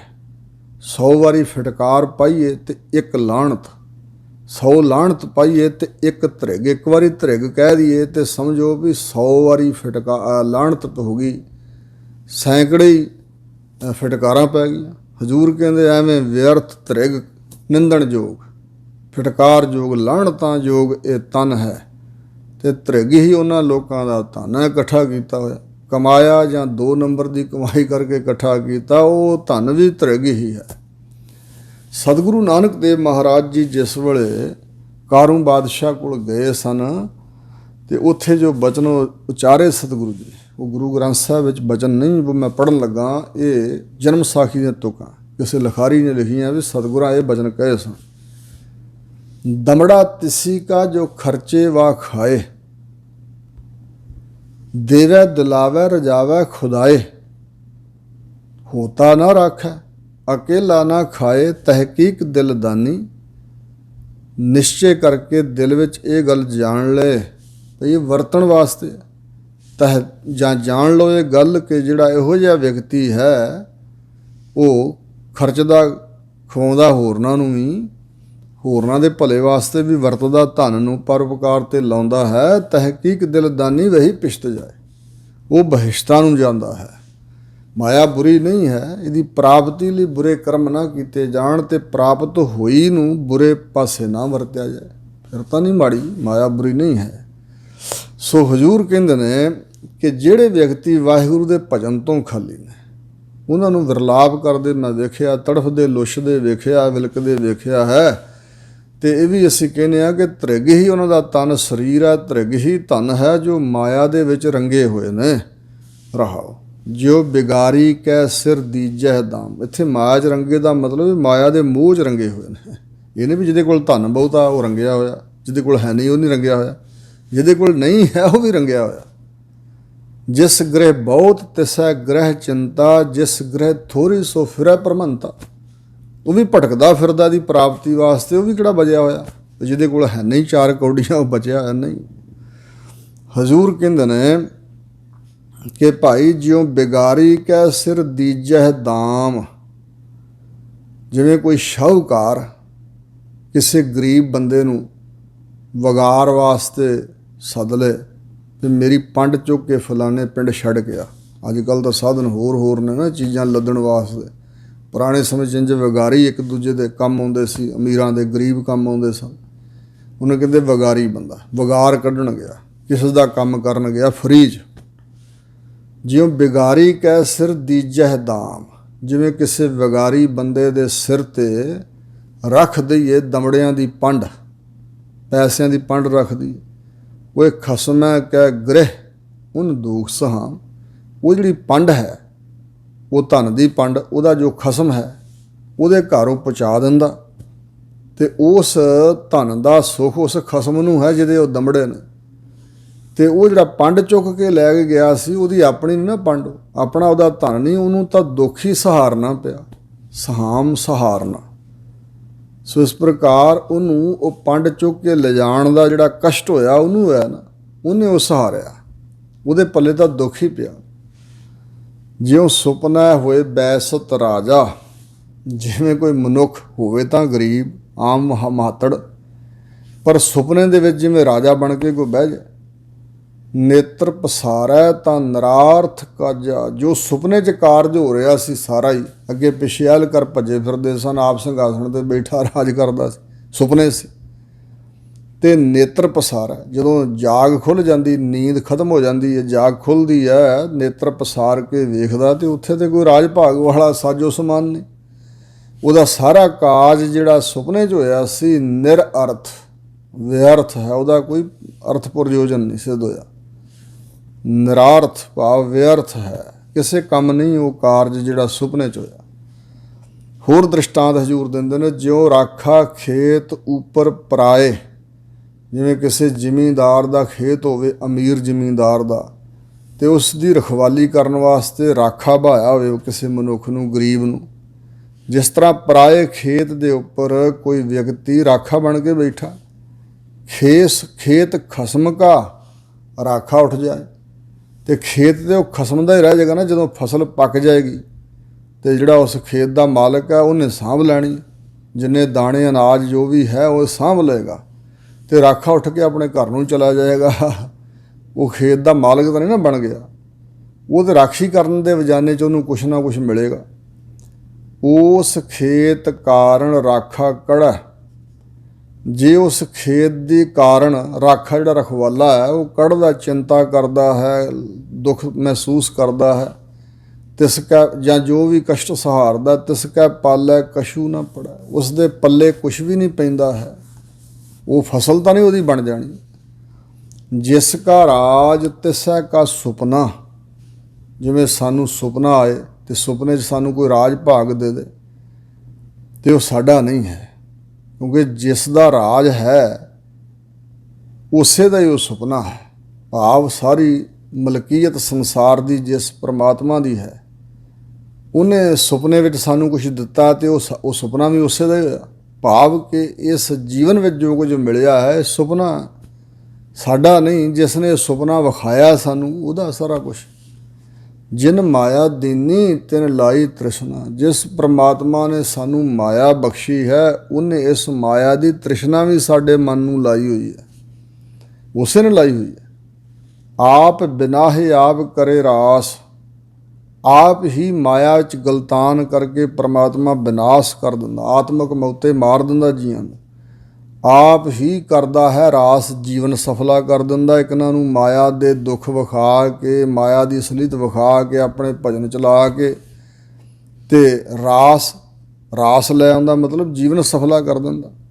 ਨਾਨਕ ਪ੍ਰਭ ਆਗਿਆ ਅਰਦਾਸ, ਜਿਹੜਾ ਸਭ ਕੁਛ ਕਰਨ ਕਰਾਉਣ ਵਾਲਾ, ਹਜ਼ੂਰ ਕਹਿੰਦੇ ਉਸ ਪ੍ਰਭੂ ਅੱਗੇ ਫਿਰ ਅਰਦਾਸ ਕਰਨੀ ਬਣਦੀ ਹੈ ਵੀ ਮਹਾਰਾਜ ਤੁਸੀਂ ਬਚਾਓ। ਸਤਿਗੁਰੂ ਦਾ ਉਪਦੇਸ਼ ਸੁਣ ਕੇ ਹੀ ਸਿੱਖਿਆ ਪੱਲੇ ਪੈਂਦੀ ਹੈ ਕਿ ਵਾਹਿਗੁਰੂ ਦੇ ਚਰਨ ਫੜਨਾ, ਵਾਹਿਗੁਰੂ ਦੇ ਚਰਨਾਂ 'ਚ ਅਰਦਾਸ ਕਰਨੀ ਹੈ, ਸੇਵਕ ਬਣ ਕੇ ਅਰਜ਼ਾਂ ਬੇਨਤੀਆਂ ਕਰਨੀਆਂ ਨੇ, ਦਾਸ ਬਣ। ਗੌੜੀ ਗੁਆਰੇਰੀ ਮਹੱਲਾ ਪੰਜਵਾਂ। ਗੁਆਰੇਰੀ ਗੌੜੀ ਰਾਗਣੀ ਅੰਦਰ ਸਤਿਗੁਰੂ ਅਰਜਨ ਦੇਵ ਮਹਾਰਾਜ ਪੰਚਮ ਪਾਤਸ਼ਾਹ ਜੀ ਬਚਨ ਫਰਮਾ ਰਹੇ ਨੇ, ਬਹੁ ਰੰਗ ਮਾਇਆ ਬਹੁ ਬਿਦ ਪੇਖੀ, ਬਹੁਤੇ ਰੰਗਾਂ ਵਾਲੀ ਮਾਇਆ। ਆ ਜਿੰਨੇ ਵੀ ਸੰਸਾਰ 'ਤੇ ਰੰਗ ਨੇ, ਪੰਛੀਆਂ ਦੇ, ਜਾਨਵਰਾਂ ਦੇ, ਫੁੱਲਾਂ ਦੇ, ਬਿਰਛਾਂ ਦੇ, ਇਸੇ ਤਰ੍ਹਾਂ ਮਨੁੱਖਾਂ ਦੇ, ਕਾਲਾ, ਗੋਰਾ, ਪੀਲਾ, ਚਿੱਟਾ, ਕਣਕ ਵੰਨ ਸਵੰਨੇ, ਅਤੇ ਇਸੇ ਤਰ੍ਹਾਂ ਮਨ ਨੂੰ ਜਿਹੜੇ ਰੰਗ ਲੱਗੇ ਹੋਏ ਨੇ ਅਨੇਕਾਂ ਤਰ੍ਹਾਂ ਦੇ। ਹਜ਼ੂਰ ਕਹਿੰਦੇ ਨੇ ਕਿ ਬਹੁ ਰੰਗ ਮਾਇਆ, ਬਹੁ ਰੰਗੀ ਮਾਇਆ, ਬਹੁਤੇ ਰੰਗ ਮਾਇਆ ਦੇ ਹੀ ਹਨ ਵੇਖੇ ਅਸੀਂ। ਭਾਵ ਸੰਸਾਰ ਦੇ ਵਿੱਚ ਰੰਗ ਜਿਹੜੇ ਮਾਇਆ ਦੇ, ਅਤੇ ਬਹੁ ਬਿਧ ਪੇਖੀ, ਬਹੁਤੀਆਂ ਵਿਧੀਆਂ ਨਾਲ ਇਹ ਮਾਇਆ ਜੋ ਜੀਆਂ ਨੂੰ ਚੰਬੜੀ ਹੋਈ ਅਸੀਂ ਵੇਖੀ ਆ। ਕਲਮ ਕਾਗਜ਼ ਸਿਆਣਪ ਲੇਖੀ। ਅਨੇਕਾਂ ਲੋਕਾਂ ਨੇ ਕਲਮਾਂ ਫੜ ਫੜ ਕੇ ਕਾਗਜ਼ਾਂ ਦੇ ਉੱਪਰ ਸਿਆਹੀਆਂ ਦੇ ਨਾਲ ਬੜੀਆਂ ਸਿਆਣਪਾਂ ਵੀ ਲਿਖੀਆਂ ਹਨ, ਬੜੀਆਂ ਚਤਰਾਈਆਂ, ਬੜੀਆਂ ਦਲੀਲਾਂ, ਉਗਤੀਆਂ ਜੁਗਤੀਆਂ, ਬੜੀ ਸਿਆਣਪ ਘੋਟੀ ਹੈ।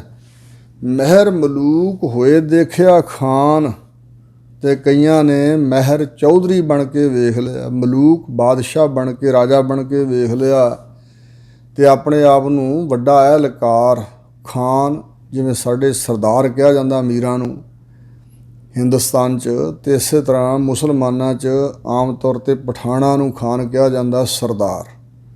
ਚੌਧਰੀ ਰਾਓ ਸਦਾਈ ਹੈ ਜਲ ਬਲੀਆ ਅਭਿਮਾਨ, ਹਜ਼ੂਰ ਨੇ ਬਚਨ ਕੀਤੇ ਨੇ। ਇਸ ਤਰ੍ਹਾਂ ਕਈ ਅਹੁਦੇਦਾਰ ਆਪੋ ਆਪਣੇ ਅਹੁਦਿਆਂ ਮੁਤਾਬਕ ਵੱਡੇ ਅਖਵਾ ਲੈਂਦੇ ਨੇ ਆਪਣੇ ਆਪ ਨੂੰ, ਕਹਿੰਦੇ ਖਾਨ ਹੋ ਕੇ, ਪਠਾਨ ਸਰਦਾਰ ਹੋ ਕੇ ਵੀ ਵੇਖ ਲਿਆ ਹੈ, ਤਾਂ ਤੇ ਨਾ ਹੀ ਮਨ ਤ੍ਰਿਪਤਾਨ। ਪਰ ਵੇਖ ਲਓ ਸੰਸਾਰ ਵਿੱਚ ਜਿਹੜੇ ਇਹੋ ਜਿਹੇ ਲੋਕ ਨੇ, ਕੀ ਉਹਨਾਂ ਦੇ ਮਨ ਤ੍ਰਿਪਤ ਹੋਏ ਨਾ? ਜਿਹੜਾ ਚੌਧਰੀ ਬਣਿਆ ਹੋਇਆ ਉਹਨੂੰ ਚੌਧਰਤਾ ਵਿੱਚ ਸੰਤੁਸ਼ਟਤਾ ਹੈ ਵੀ ਮੈਨੂੰ ਚੌਧਰਤਾ ਮਿਲੀ, ਬਹੁਤ ਕੁਛ। ਵਿਰਲਾ ਟਾਵਾਂ ਕੋਈ ਵਿਅਕਤੀ ਜਿਹੜਾ ਉੱਥੇ ਸੰਤੁਸ਼ਟ ਹੋ ਜੇ, ਉਹ ਕੁਝ ਪ੍ਰਾਪਤ ਵੀ ਕਰ ਲੈਂਦਾ, ਉਹ ਕੋਈ ਵੱਡੀ ਦਾਤ ਪ੍ਰਾਪਤ ਕਰਦਾ। ਜਿਵੇਂ ਭਾਈ ਸ਼ਮੀਰ ਨੂੰ ਕਿਹਾ ਸੀ ਕਲਗੀਧਰ ਪਾਤਸ਼ਾਹ ਨੇ, ਤੂੰ ਸੇਵਾ ਬੜੀ ਕੀਤੀ ਹੈ ਗੁਰਮੁਖਾ, ਕੁਛ ਮੰਗ। ਉਹਨੇ ਕਿਹਾ ਸੀ ਜੀ ਇੱਥੇ ਇਸ ਦੁਨੀਆ ਦੀ ਚੌਧਰਤਾ ਤਾਂ ਪਹਿਲਾਂ ਹੀ ਤੁਸਾਂ ਬਖਸ਼ੀ ਹੋਈ ਹੈ, ਜੇ ਤੁੱਠੇ ਹੋ ਤੇ ਤੁਹਾਡੀ ਸੰਗਤ ਵਿੱਚੋਂ ਇਹ ਗਿਆਨ ਮਿਲਿਆ ਹੈ ਕਿ 84 ਦਾ ਗੇੜਾ ਕੱਟਿਆ ਜਾਏ, ਇਹ ਵੱਡੀ ਦਾਤ ਹੈ, ਜੇ ਤੁੱਠੇ ਤੇ ਬਖਸ਼ੋ। ਖੈਰ 2-3 ਵਾਰੀ ਕਹਿਣ ਤੋਂ ਉਹਨੇ ਇਹੀ ਗੱਲ ਮੰਗੀ ਸੀ ਸਤਿਗੁਰਾਂ ਕੋਲੋਂ, ਤੇ ਫਿਰ ਹਜ਼ੂਰ ਨੇ ਅੰਮ੍ਰਿਤ ਛਕਣ ਲਈ ਕਿਹਾ। ਸ਼ਮੀਰ ਸਿੰਘ ਬਣਿਆ ਤੇ 150 ਜਨਮ ਇੱਕ ਰਾਤ ਵਿੱਚ ਸੁਪਨੇ 'ਚ ਉਹਦਾ ਲੰਘਾਤਾ ਸੀ। ਪਤਾ ਨਹੀਂ ਕਿੰਨੇ ਹਜ਼ਾਰਾਂ ਸਾਲ ਉਹ 150 ਜਨਮ ਭੋਗਣੇ ਸਨ ਉਹਨੇ ਕਰਮਾਂ ਮੁਤਾਬਕ। ਪਰ ਇਤਿਹਾਸ ਬਿਆਨ ਕਰਦਾ ਗੁਰੂ ਕਲਗੀਧਰ ਨੇ ਇੱਕ ਰਾਤ ਦੇ ਸੁਪਨੇ ਵਿੱਚ ਹੀ ਥੋੜ੍ਹੇ ਸਮੇਂ ਵਿੱਚ 150 ਜਨਮ ਲਗਾਤਾ। ਇਸੇ ਤਰ੍ਹਾਂ ਭਾਈ ਡੱਲੇ ਨੂੰ ਕਿਹਾ ਸੀ ਵੀ ਕੁਛ ਮੰਗ, ਉਹਨੇ ਕਿਹਾ ਸੀ ਹੋਰ ਕੁਛ ਨਹੀਂ ਜੀ, ਜਦੋਂ ਜਾਵਾਂ ਅਗਲੇ ਜਹਾਨ ਤੁਹਾਡੇ ਚਰਨਾਂ 'ਚ, ਤੁਹਾਡੇ ਮੰਜੇ ਦੇ ਕੋਲ ਪੀੜ੍ਹੀ ਕੀ ਜਿੰਨੀ ਜਗ੍ਹਾ ਤੁਹਾਡੇ ਚਰਨਾਂ 'ਚ ਬੈਠਣ ਲਈ ਮਿਲ ਜਾਏ। ਤਾਂ ਫਿਰ ਹਜ਼ੂਰ ਨੇ ਕਿਹਾ ਸੀ ਫਿਰ ਅੰਮ੍ਰਿਤ ਛਕਣਾ ਪਏਗਾ। ਉਹਨੇ ਅੰਮ੍ਰਿਤ ਛਕਿਆ 500 ਨੂੰ ਨਾਲ ਲੈ ਕੇ, ਕਹਿਣ ਲੱਗਾ ਜੀ ਹੁਣ ਤਾਂ ਮਹਾਰਾਜ ਕਹਿੰਦੇ ਹੁਣ ਤਾਂ ਭਾਵੇਂ ਮੰਜੇ ਡਾਹ ਕੇ ਬਹਿ ਜਾਈ। ਸੋ ਇਸ ਪ੍ਰਕਾਰ ਜਿਹੜੇ ਲੋਕ ਚੌਧਰਤਾ ਕਰਦੇ ਉਹਨਾਂ ਨੂੰ ਸੰਤੁਸ਼ਟੀ ਨਹੀਂ, ਉਹ ਚੌਧਰੀ ਤੋਂ ਹੋਰ ਵੱਡਾ ਅਹੁਦਾ ਚਾਹੁੰਦੇ ਨੇ। ਕੋਈ ਪਿੰਡ ਦਾ ਪੰਚ ਹੈ ਉਹ ਸਰਪੰਚੀ ਚਾਹੁੰਦਾ, ਕੋਈ ਸਰਪੰਚ ਉਹ MLA ਬਣਨਾ ਚਾਹੁੰਦਾ, ਕੋਈ MP, ਕੋਈ ਕੈਬਨਿਟ ਮੰਤਰੀ, ਕੋਈ ਪ੍ਰਧਾਨ ਮੰਤਰੀ, ਰਾਸ਼ਟਰਪਤੀ। ਤੇ ਇਸ ਪ੍ਰਕਾਰ ਜਿਹੜਾ ਰਾਜਾ ਬਣ ਗਿਆ ਹੈ ਜਾਂ ਉੱਚੇ ਅਹੁਦੇ 'ਤੇ ਪਹੁੰਚ ਗਿਆ, ਉਹ ਕਹਿੰਦਾ ਸਦਾ ਹੀ ਇਸ ਅਹੁਦੇ 'ਤੇ ਟਿਕਿਆ ਰਵਾਂ, ਅਗਿਆਨਤਾ ਕਰਕੇ ਹੀ ਜਾਂਦਾ। ਇਹ ਤਾਂ ਉਹਨੂੰ ਸਮਝ ਨਹੀਂ ਵੀ ਇਹ ਇੱਥੇ ਤੇ ਸਾਰੇ ਹੀ ਛੱਡ ਕੇ ਚਲੇ ਗਏ ਵੱਡੇ ਵੱਡੇ ਸਿਕੰਦਰ ਵਰਗੇ। ਇਸ ਲਈ ਇਹ ਜਿਹੜੀਆਂ ਵਡਿਆਈਆਂ ਤੇ ਇਹ ਜਿਹੜੇ ਅਹੁਦੇ ਹਨ, ਇੱਕ ਸ਼ਾਹ ਮੁਹੰਮਦ ਨਾਂ ਦੇ ਲਿਖਾਰੀ ਨੇ ਬਚਨ ਲਿਖਿਆ ਹੈ ਕਿ ਇਹ ਜਗ ਸਰਾਮ ਮੁਸਾਫਰਾਂ ਦੀ, ਇੱਥੇ ਜ਼ੋਰ ਵਾਲੇ ਕਈ ਆਏ ਗਏ, ਆ ਕੇ ਚਲੇ ਗਏ। ਸ਼ੱਦਾਦ, ਨਮਰੂਦ, ਫਰਾਉਨ ਜਿਹੇ ਇਹ ਵੱਡੇ ਵੱਡੇ ਲੋਕ ਹੋਏ ਨੇ ਜਿਨ੍ਹਾਂ ਦੇ ਨਾਮ ਸਿਰਫ ਕਿਤਾਬਾਂ 'ਚ ਲਿਖੇ ਰਹਿ ਗਏ, ਲੋਕਾਂ ਨੂੰ ਯਾਦ ਭੁੱਲ ਗਈ ਇਹਨਾਂ ਦੀ, ਮਿੜ ਹੀ ਜਾਂਦਾ ਨਾਮ ਆਖਰ। ਸ਼ੱਦਾਦ, ਨਮਰੂਦ, ਫਰਾਉਨ ਜਿਹੇ ਦਾਵੇ ਬੰਦ ਖੁਦਾ ਕਹਾਏ ਗਏ, ਅਕਬਰ ਸ਼ਾਹ ਵਰਗੇ ਵਿੱਚ ਦਿੱਲੀ ਦੇ ਜੀ, ਫੇਰੀ ਵਾਂਗ ਵਣਜਾਰਿਆਂ ਪਾਏ ਗਏ। ਸ਼ਾਹ ਮੁਹੰਮਦਾ ਰਹੇਗਾ ਰੱਬ ਸੱਚਾ, ਵਾਜੇ ਕੂੜ ਦੇ ਕਈ ਵਜਾਏ ਗਏ। ਦਸਮ ਪਾਤਸ਼ਾਹ ਕਹਿੰਦੇ ਨੇ ਜੋਗੀ ਜਤੀ ਬ੍ਰਹਮਚਾਰੀ, ਵੱਡੇ ਵੱਡੇ ਛਤਰਧਾਰੀ, ਜਿਨ੍ਹਾਂ ਦੇ ਸਿਰ ਤੇ ਛਤਰ ਝੁਲਦੇ ਸਨ ਦੁਰਯੋਧਨ ਵਰਗੇ। जोगी यति ब्रह्मचारी बड़े बड़े छत्रधारी, छत्र ही की छाया कई कोसल चलत हैं, बड़े बड़े राजन के दाबत फिरत देश। ਜਿਹੜੇ ਏਡੇ ਵੱਡੇ ਬਾਦਸ਼ਾਹ ਸੀ ਕਿ ਵੱਡਿਆਂ ਵੱਡਿਆਂ ਰਾਜਿਆਂ ਦੇ ਦੇਸ਼ ਦਬਦੇ ਫਿਰਦੇ ਸਨ, ਉਹਦਾ ਵੀ ਖੋਹ ਲਵਾਂ, ਉਹਦਾ ਵੀ ਖੋਹ ਲਵਾਂ। बड़े बड़े राजन के दाबत फिरत देश, बड़े बड़े राजन के द्रप को दलत हैं, मान से महीप और दलीप से के छत्रधारी। दलीप ਨਾਂ ਦਾ ਵੀ ਇੱਕ ਬਾਦਸ਼ਾਹ ਹੈ। बड्डो अभिमान भुज दंड को करत हैं, मान से महीप और दलीप से के छत्रधारी। बड्डो अभिमान भुज दंड को करत हैं, दारा से दलीशर, दाराश को दारा से दलीशर ओ दुर्योधन से मान धारी।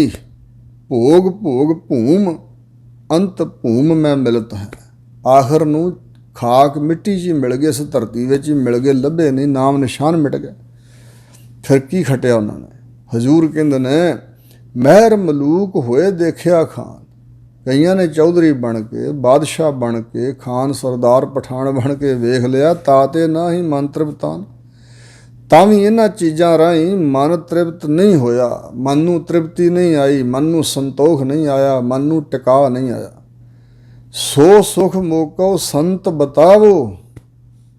ਹੇ ਰੱਬ ਦੇ ਸੰਤ ਜਨੋ, ਹੁਣ ਮੈਂ ਤੁਹਾਡੇ ਵਾਲੇ ਪਾਸੇ ਆ ਭਈ ਤੁਸੀਂ ਸੰਤੋ ਉਹ ਸੁਖ ਮੈਨੂੰ ਦੱਸੋ, ਉਹ ਅਸਲੀ ਸੁਖ ਆਨੰਦ ਜਿਹੜਾ ਸੱਚਾ ਸੁਖ ਹੁੰਦਾ ਮੈਨੂੰ ਦੱਸੋ।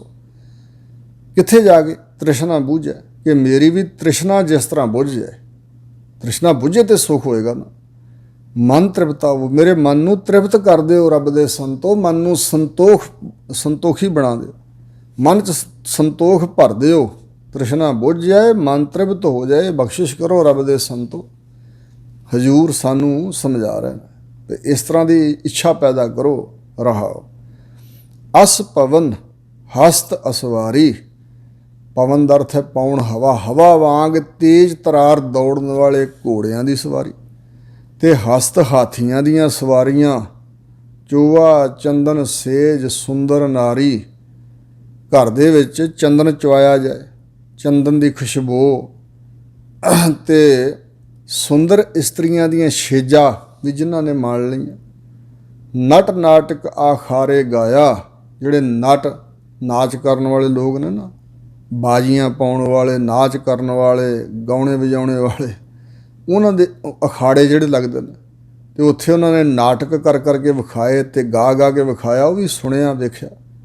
ਤਾਂ ਮੈਂ ਮਨ ਸੰਤੋਖ ਨਾ ਪਾਇਆ। ਜਿਹੜੇ ਇਹਨਾਂ ਕੰਮਾਂ 'ਚ ਉਲਝੇ ਰਹੇ, ਇਹਨਾਂ ਕੰਮਾਂ ਵਿੱਚੋਂ ਵੀ ਉਹਨਾਂ ਦੇ ਮਨ 'ਚ ਸੰਤੋਖ ਨਾ ਪ੍ਰਾਪਤ ਹੋਇਆ। ਤਖਤ ਸਭਾ ਮੰਡਨ ਦੋ ਲੀਚੇ। ਤਖਤਾਂ 'ਤੇ ਬੈਠਣ ਵਾਸਤੇ ਤਖਤ ਹੋਣਾ ਸਾਰੀ ਦੁਨੀਆ ਦੇ ਵਿਚਕਾਰ, ਤੇ ਸਭਾ ਲੱਗੀ ਹੋਣੀ ਬੜੇ ਬੜੇ ਸਿਆਣੇ ਬੰਦਿਆਂ ਦੀ ਦੁਆਲੇ। ਸਭਾ ਦੇ ਵਿੱਚ ਤਖਤ 'ਤੇ ਬੈਠਣਾ। ਮੰਡਨ ਬੜੀ ਸਜਾਵਟ ਬਨਾਵਟ ਦੁਆਲੇ ਹੋਣੀ। ਦਲੀਚੇ ਗਲੀਚੇ ਵਿਛੇ ਹੋਏ ਹੋਣੇ, ਬੜੇ ਬੜੇ ਮਖਮਲੀ ਚਮਕਾਂ ਪੈਣ ਜਿੱਥੇ। ਸਗਲ ਮੇਵੇ ਸੁੰਦਰ ਬਾਗੀਚੇ। ਸੁੰਦਰ ਬਗੀਚੇ ਲੱਗੇ ਹੋਣ, ਬਾਗ ਲੱਗੇ ਹੋਣ, ਉਹਨਾਂ ਨੂੰ ਤਰ੍ਹਾਂ ਤਰ੍ਹਾਂ ਦੇ ਫਲ ਲੱਗਦੇ ਹੋਣ, ਉਹ ਖਾਣ ਨੂੰ ਸੁੰਦਰ ਫਲ ਮਿਲਣ, ਤੇ ਸੈਰ ਕਰਨ ਨੂੰ ਬੜੇ ਰਮਣੀਕ ਬਾਗ ਲੱਗੇ ਹੋਏ ਹੋਣ ਸੁੰਦਰ। ਆਖੇੜ ਬਿਰਤ ਰਾਜਨ ਕੀ ਲੀਲਾ। ਆਖੇੜ ਹੁੰਦਾ ਸ਼ਿਕਾਰ ਕਰਨਾ। ਸ਼ਿਕਾਰ ਵਾਲੀ ਬਿਰਤੀ ਕਰਨ ਵਾਸਤੇ ਵੀ ਸਭ ਸੁਖ ਸਾਧਨ ਹੋਣੇ। ਘੋੜੇ, ਹਾਥੀ, ਸ਼ਿਕਰੇ, ਪੰਛੀ, ਬਾਜ ਤੇ ਇਸੇ ਤਰ੍ਹਾਂ ਤਲਵਾਰਾਂ ਤੇ ਬੰਦੂਕਾਂ ਸਭ ਕੁਝ ਹੋਣਾ ਹੈ ਬਿਰਤੀ। ਤੇ ਰਾਜਨ ਕੀ ਲੀਲਾ, ਰਾਜਿਆਂ ਵਾਲੀ ਲੀਲਾ, ਜਿਵੇਂ ਰਾਜੇ ਮਹਾਰਾਜੇ ਕਰਦੇ ਚਲੇ ਆ ਰਹੇ ਨੇ। ਮਨ ਨਾ ਸੁਹੇਲਾ ਪ੍ਰਪੰਚ ਹੀਲਾ। ਇਹ ਜਿੰਨਾ ਵੀ ਯਤਨ ਹੈ, ਹੀਲਾ ਚਾਰਾ, ਜੋ ਕੁਛ ਵੀ ਲੋਕ ਕਰਦੇ ਨੇ, ਇਹ ਸਾਰਾ ਪ੍ਰਪੰਚ ਛਲ ਹੈ।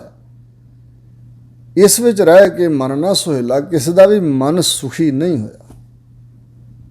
ਇਹ ਜਿਹੜਾ ਪ੍ਰਪੰਚ ਹੈ ਸਾਰਾ ਛਲ ਹੀਲਾ, ਜਿਹੜਾ ਕੋਸ਼ਿਸ਼ ਯਤਨ ਹੈ ਮਨੁੱਖ ਦੀ ਇਹਨਾਂ ਕੰਮਾਂ ਨੂੰ ਪ੍ਰਾਪਤੀ ਵਾਸਤੇ, ਇਹਨਾਂ ਚੀਜ਼ਾਂ ਦੀ ਪ੍ਰਾਪਤੀ ਲਈ, ਇੱਥੋਂ ਤੱਕ ਦੌੜ ਭੱਜ ਨਾ ਜੀਆਂ ਦੀ ਵੀ ਇਹ ਸਾਰਾ ਕੁਝ ਪ੍ਰਾਪਤ ਹੋ ਜਾਏ ਤੇ ਫਿਰ ਖੋਰੇ ਬੜਾ ਸੁਖੀ ਹੋਵਾਂਗਾ। ਮਹਾਰਾਜ ਕਹਿੰਦੇ ਕਿਸੇ ਦਾ ਵੀ ਮਨ ਸੁਹੇਲਾ ਸੁਖੀ ਨਹੀਂ ਜੇ। ਕਰ ਕਿਰਪਾ ਸੰਤਨ ਸੱਚ ਕਹਿਆ। ਜੋ ਰੱਬ ਦੇ ਸੰਤ ਹੋਏ ਨੇ ਨਾ, ਉਹਨਾਂ ਨੂੰ ਜੋ ਗਿਆਨ ਪ੍ਰਾਪਤ ਹੋਇਆ, ਉਹਨਾਂ ਨੇ ਦੁਨੀਆ ਦੇ ਭਲੇ ਵਾਸਤੇ ਮਨੋ ਉਪਕਾਰ ਕੀਤਾ, ਕਿਰਪਾ ਕੀਤੀ। ਕਿਰਪਾ ਕਰਕੇ ਸੰਤ ਜਨਾਂ ਨੇ ਸੱਚ ਦੱਸਿਆ ਲੋਕਾਂ ਨੂੰ। ਤੇ ਕੀ ਦੱਸਿਆ? ਸਰਬ ਸੂਖ ਇਹੋ ਆਨੰਦ ਲਹਿਆ, ਕਿ ਭਾਈ ਜਿਹੜਾ ਵਾਹਿਗੁਰੂ ਦੀ ਪ੍ਰਾਪਤੀ ਦਾ, ਆਤਮਾ ਦੇ ਗਿਆਨ ਦਾ ਆਨੰਦ ਹੈ, ਸਾਰੇ ਸੁੱਖ ਇਹਦੇ ਵਿੱਚ ਹੀ ਹਨ। ਇਹ ਅਸੀਂ ਲਹਿਆ ਪ੍ਰਾਪਤ ਕੀਤਾ ਹੋਇਆ। ਰੱਬ ਦੇ ਸੰਤਾਂ ਦੱਸਿਆ ਵੀ ਸਾਰੇ ਸੁੱਖ ਸਭੇ ਸੁਖ ਭਏ ਪ੍ਰਭ ਤੁਠੇ, ਗੁਰ ਪੂਰੇ ਕੇ ਚਰਨ ਮਨ ਉਠੇ। ਸੋ ਇਸ ਪ੍ਰਕਾਰ ਸਰਬ ਸੁਖ ਇਹੀ ਹੈ ਜਿਹੜਾ ਆਤਮਿਕ ਆਨੰਦ ਪ੍ਰਾਪਤ ਕੀਤਾ। ਸਾਧ ਸੰਗ ਹਰ ਕੀਰਤਨ ਗਾਈਐ। ਕਿੱਥੋਂ ਪ੍ਰਾਪਤ ਹੁੰਦਾ ਆਤਮਿਕ ਆਨੰਦ ਤੇ ਆਤਮਿਕ ਸੁਖ? ਹਜ਼ੂਰ ਕਹਿੰਦੇ ਨੇ ਸਾਧ ਜਿਨ੍ਹਾਂ ਮਨ ਸਾਧਿਆ ਹੋਇਆ ਨਾ, ਗੁਰਮੁਖ ਪਿਆਰੇ, ਉਹਨਾਂ ਦੀ ਸੰਗਤ ਵਿੱਚ ਮਿਲ ਕੇ ਹਰੀ ਪਰਮਾਤਮਾ ਅਕਾਲ ਪੁਰਖ ਦਾ ਜੇ ਕੀਰਤਨ ਗਾਈਏ ਨਾ, ਕੀਰਤਨ ਗਾਉਣਾ ਚਾਹੀਦਾ ਹੈ। ਕਹੋ ਨਾਨਕ ਵੱਡ ਭਾਗੀ ਪਾਈਐ। ਸਤਿਗੁਰੂ ਅਰਜਨ ਦੇਵ ਮਹਾਰਾਜ ਕਹਿੰਦੇ ਇਹ ਗੱਲ ਕਹੋ ਭਾਈ, ਕਹੋ ਆਪਣੇ ਮਨ ਵਿੱਚ ਮੁਖ ਤੋਂ ਬੋਲ ਬੋਲ ਕੇ ਕਹੋ ਭਈ ਵੱਡਿਆਂ ਭਾਗਾਂ ਕਰਕੇ ਪ੍ਰਾਪਤ ਹੁੰਦਾ ਏ ਵਾਹਿਗੁਰੂ ਦਾ ਕੀਰਤਨ ਸੁਣਨਾ ਕਰਨਾ। ਕੀਰਤਨ ਨਿਰਮੋਲਕ ਹੀਰਾ ਆਨੰਦ ਗੁਣੀ ਗਹੀਰਾ। ਜਾ ਕੈ ਹਰ ਧਨ ਜਿਸ ਦੇ ਘਰ ਵਿੱਚ ਜਾ ਕੈ ਹਰ ਧਨ ਜਿਸ ਦੇ ਹਿਰਦੇ ਘਰ ਵਿੱਚ ਹਰੀ ਨਾਮ ਦਾ ਧਨ ਹੈ ਸੋਈ ਸੁਹੇਲਾ। ਜਿਨ੍ਹਾਂ ਨੇ ਰੱਬ ਦੇ ਨਾਮ ਦਾ ਧਨ ਇਕੱਠਾ ਕੀਤਾ ਉਹ ਸੁਖੀ ਹੈ ਜੋ ਵੀ ਕੋਈ ਹੈ। ਪ੍ਰਭ ਕਿਰਪਾ ਤੇ ਸਾਧ ਸੰਗ ਮੇਲਾ। ਤੇ ਇਹ ਹਰ ਧਨ ਪ੍ਰਾਪਤ ਕਿਵੇਂ ਹੋਵੇ? ਹੁਣ ਸ਼ਾਹੂਕਾਰਾਂ ਦੇ ਕੋਲੋਂ ਜਿਹੜੇ ਧਨ ਦੇ ਸ਼ਾਹੂਕਾਰ ਉਹਨਾਂ ਕੋਲੋਂ ਨਹੀਂ, ਇਹ ਸ਼ਰਾਬੀਆਂ ਕਬਾਬੀਆਂ ਕੋਲੋਂ ਨਹੀਂ, ਵਕਾਰੀਆਂ ਕੋਲੋਂ ਨਹੀਂ, ਸਿਨੇਮੇ ਵੇਖਣ ਵਾਲਿਆਂ ਕੋਲੋਂ ਨਹੀਂ। ਇਹ ਜੇ ਸੁਹੇਲੇ ਹੋਣਾ ਸੁਖੀ ਹੋਣਾ ਰੱਬ ਦੇ ਨਾਮ ਦਾ ਧਨ ਚਾਹੀਦਾ ਸੁਖੀ ਹੋਣ ਲਈ ਤੇ ਫਿਰ ਪ੍ਰਭ ਕਿਰਪਾ ਤੇ ਸਾਧ ਸੰਗ ਮੇਲਾ। ਪ੍ਰਭੂ ਦੇ ਚਰਨਾਂ 'ਚ ਬੇਨਤੀਆਂ ਕਰੀਏ ਜੇ ਵਾਹਿਗੁਰੂ ਕਿਰਪਾ ਕਰ ਦੇਵੇ ਤੇ ਉਹਦੀ ਕਿਰਪਾ ਦੀ ਨਿਸ਼ਾਨੀ ਇਹ ਕਿ ਸਾਧ ਸੰਗ ਮੇਲਾ। ਸਾਧੂ ਸਤਿਗੁਰਾਂ ਦੀ ਸੰਗਤ ਮਨ ਸਾਧੇ ਹੋਏ ਗੁਰਮੁਖ ਪਿਆਰਿਆਂ ਦੀ ਸੰਗਤ ਵਿੱਚ ਮੇਲਾ ਮਿਲਾਪ ਹੋਵੇ ਤੇ ਫਿਰ ਇਹ ਧਨ ਪ੍ਰਾਪਤ ਹੁੰਦਾ। ਰਹਾਉ ਦੂਜਾ, ਇਹ ਸ਼ਬਦ ਦਾ ਦੂਜਾ ਰਹਾਉ ਸਤਿਗੁਰਾਂ ਨੇ ਦੱਸਿਆ। ਪਹਿਲੇ ਰਹਾਉ ਵਿੱਚ ਸੀਗਾ ਇਹ ਬਚਨ ਕਿ ਉਹ ਸੁਖ ਮੈਨੂੰ ਸੰਤ ਜਨੋਂ ਦੱਸੋ ਜਿਹਦੇ ਨਾਲ ਤ੍ਰਿਸ਼ਨਾ ਬੁੱਝ ਜਾਂਦੀ ਹੈ, ਮਨ ਤ੍ਰਿਪਤ ਹੁੰਦਾ। ਇੱਥੇ ਦੱਸਿਆ ਹੈ ਕਿ ਭਾਈ ਰੱਬ ਦੇ ਨਾਮ ਦਾ ਧਨ ਪ੍ਰਾਪਤ ਹੋਵੇ ਤੇ ਉਹ ਜੀਵ ਸੁਖੀ ਹੋ ਜਾਂਦਾ। ਤੇ ਪਰ ਰੱਬ ਦੇ ਨਾਮ ਦਾ ਧਨ ਸਾਧੂਆਂ ਦੀ ਸੰਗਤ 'ਚੋਂ ਮਿਲਦਾ। ਸਾਧੂਆਂ ਦੀ ਸੰਗਤ ਵਾਹਿਗੁਰੂ ਦੀ ਕਿਰਪਾ ਨਾਲ ਮਿਲਦੀ ਹੈ। ਇੱਥੇ ਉਸ ਪ੍ਰਸ਼ਨ ਦਾ ਉਸ ਬੇਨਤੀ ਦਾ ਜਵਾਬ ਦਿੱਤਾ। ਪ੍ਰਾਪਤੀ ਕਿਵੇਂ? ਗੌੜੀ ਗੁਆਰੇਰੀ ਮਹੱਲਾ ਪੰਜਵਾਂ। ਗੌੜੀ ਰਾਗਣੀ ਅੰਦਰ ਜਿਸ ਦੀ ਵੰਨਗੀ ਹੈ ਗੁਆਰੇਰੀ, ਧੰਨ ਗੁਰੂ ਅਰਜਨ ਦੇਵ ਮਹਾਰਾਜ ਬਚਨ ਫਰਮਾਉਂਦੇ ਨੇ, ਪ੍ਰਾਣੀ ਜਾਣੈ ਇਹੋ ਤਨ ਮੇਰਾ। ਮਨੁੱਖ ਦੀ ਮੇਰ ਕਿੱਥੋਂ ਸ਼ੁਰੂ ਹੋਈ ਹੈ? ਜਿਹੜੀ ਮੇਰ ਹੈ ਨਾ, ਮਮਤਾ, ਆਹ ਚੀਜ਼ ਮੇਰੀ, ਆਹ ਚੀਜ਼ ਮੇਰੀ, ਆਹ ਚੀਜ਼ ਮੇਰੀ। ਮੇਰਾ ਤਨ ਅਰ ਧਨ ਮੇਰਾ ਰਾਜ ਰੂਪ ਮੈਂ ਦੇਸ। ਤਨ ਤੋਂ ਸ਼ੁਰੂ ਹੁੰਦੀ ਹੈ। ਪਹਿਲਾਂ ਇਸ ਸਰੀਰ ਨੂੰ ਅਗਿਆਨਤਾ ਕਰਕੇ, ਅਗਿਆਨ ਛਾ ਗਿਆ ਨਾ ਮਨ ਤੇ ਮਨੁੱਖ ਨੇ ਆਪਣੇ ਸਰੀਰ ਨੂੰ ਆਪਣਾ ਰੂਪ ਮੰਨ ਲਿਆ।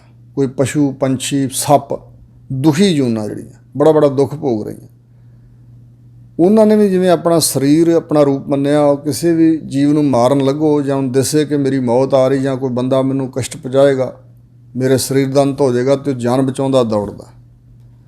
ਇਸੇ ਤਰ੍ਹਾਂ ਮਨੁੱਖ ਨੇ ਵੀ ਇਸ ਤਨ ਨੂੰ ਆਪਣਾ ਸਮਝ ਲਿਆ। ਪ੍ਰਾਣੀ ਸਵਾਸਾਂ ਦਾ ਪੁਤਲਾ। ਪ੍ਰਾਣੀ ਕਿਹਾ ਜੀਵ ਨੂੰ, ਇੱਥੋਂ ਹੀ ਸਮਝ ਆਉਣੀ ਚਾਹੀਦੀ। ਪ੍ਰਾਣੀ ਕਿਉਂ? ਕਿ ਪ੍ਰਾਣ ਚੱਲਦੇ ਨੇ ਤੇ ਅਸੀਂ ਹਾਂ, ਜੇ ਪ੍ਰਾਣ ਰੁਕ ਗਿਆ ਤੇ ਕੁਛ ਵੀ ਨਹੀਂ। ਅਸੀਂ ਪ੍ਰਾਣਾਂ ਦੇ ਪੁਤਲੇ ਹਾਂ, ਸਵਾਸਾਂ ਦੇ ਪੁਤਲੇ। ਤੇ ਸਵਾਸਾਂ ਦਾ ਪੁਤਲਾ ਇਹ ਪ੍ਰਾਣੀ, ਇਹ ਪ੍ਰਾਣਾ ਸਵਾਸਾਂ ਧਾਰੀ ਜੀਵ ਆਪਣੇ ਅੰਦਰ ਮਨ ਅੰਦਰੇ ਜਾਣਦਾ ਹੈ ਕਿ ਇਹ ਤਨ ਮੇਰਾ, ਇਹ ਜਿਹੜਾ ਤਨ ਹੈ ਸਰੀਰ ਇਹ ਮੇਰਾ ਆਪਣਾ ਹੈ, ਪਰ ਹੈ ਨਹੀਂ। ਬਣਾਇਆ ਕਿਹਨੇ? ਆਪੇ ਤੇ ਅਸੀਂ ਪ੍ਰਾਪਤ ਨਹੀਂ ਕੀਤਾ, ਨਾ ਆਪਣੇ ਹੱਥ ਵਿੱਚ ਹੈ। ਪਤਾ ਨਹੀਂ ਕਦੋਂ ਰੱਬ ਖੋਲੇ, ਕਦੋਂ ਇਹ ਖਾਕ ਬਣ ਜਾਏ, ਪਰ ਇਹ ਜਾਣਦਾ ਇੰਝ ਹੈ, ਮਨ 'ਚ ਧਾਰਿਆ ਹੋਇਆ ਵੀ ਇਹ ਤਨ ਮੇਰਾ। ਬਹੁਰ ਬਹੁਰ ਉਆਹੂ ਲਪਟੇਰਾ। ਬਹੁਰ ਬਹੁਰ ਬੋੜੋ ਬੋੜੋ ਮੁੜ ਮੁੜ ਕੇ ਫਿਰ ਇਸ ਤਨ ਵਿੱਚ ਹੀ ਖਚਤ ਹੋਇਆ ਰਹਿੰਦਾ। ਇਹਨੂੰ ਹੀ ਖਵਾਉਣ ਪਿਆਉਣ ਵਿੱਚ, ਇਹਨੂੰ ਹੀ ਨਹਾ ਨਹਾ ਕੇ ਖੁਸ਼ਬੂਆਂ ਮਲਣ ਵਿੱਚ, ਇਹਦੇ ਉੱਤੇ ਗਹਿਣੇ ਪਾ ਪਾ ਕੇ ਇਹਨੂੰ ਸੋਹਣਾ ਬਣਾ ਵਿਖਾਉਣ ਦਾ ਯਤਨ ਕਰਦਾ। ਕਿੱਡੇ ਮਹਿੰਗੇ ਕੱਪੜੇ ਪਾਉਂਦਾ, ਫਿਰ ਇਹਦੇ ਵਿੱਚ ਲੰਪਟ ਹੋ ਰਿਹਾ ਨਾ। ਲਪਟੇਰਾ, ਲਪਟਿਆ ਹੋਇਆ, ਫਸਿਆ ਹੋਇਆ, ਬਾਰ ਇਸ ਤਨ ਵਿੱਚ ਹੀ ਫਸਿਆ ਹੋਇਆ, ਇੱਥੋਂ ਬਾਹਰ ਨਿਕਲਦਾ ਹੀ ਨਹੀਂ। ਵਿਦਵਾਨਾਂ ਨੇ 5 ਕੋਸ਼ ਦੱਸੇ ਨੇ। ਕੋਸ਼ ਨਾਮ ਵੈਸੇ ਖਜ਼ਾਨੇ ਦਾ ਵੀ ਆ, ਕੋਸ਼ ਨਾਮ ਪੜਦੇ ਦਾ। ਇਹ ਸਾਡੇ ਤਾਈਂ 5 ਪੜਦੇ ਪਏ ਹੋਏ ਨੇ। ਇੱਕ ਤਾਂ ਅੰਨਮੈ ਕੋਸ਼, ਅੰਨ ਅਨਾਜ ਦਾ ਬਣਿਆ ਹੋਇਆ ਇਹ ਸਰੀਰ, ਤੇ ਸਰੀਰ ਵਿੱਚ ਜਿਹੜਾ ਖਚਤ ਹੋਇਆ ਉਹ ਅੰਨਮੈ ਕੋਸ਼ ਦੇ ਵਿੱਚ ਵਸਦਾ। ਇਸ ਕੋਸ਼ ਵਿੱਚ ਉਹ ਵਸ ਰਿਹਾ, ਉਹਦਾ ਵਸ ਇੱਥੇ ਹੈ। ਜਿਹੜਾ ਕੁਛ ਬੰਦਗੀ ਵਾਲੇ ਪਾਸੇ ਤੁਰਦਾ, ਇਸ ਸਰੀਰ ਤੋਂ ਅੱਗੇ ਲੰਘਦਾ ਤੇ ਫਿਰ ਪ੍ਰਾਣਮੈ ਕੋਸ਼, ਉਹਦਾ ਧਿਆਨ ਕੁਝ ਸਵਾਸਾਂ ਤੱਕ ਜਾਂਦਾ।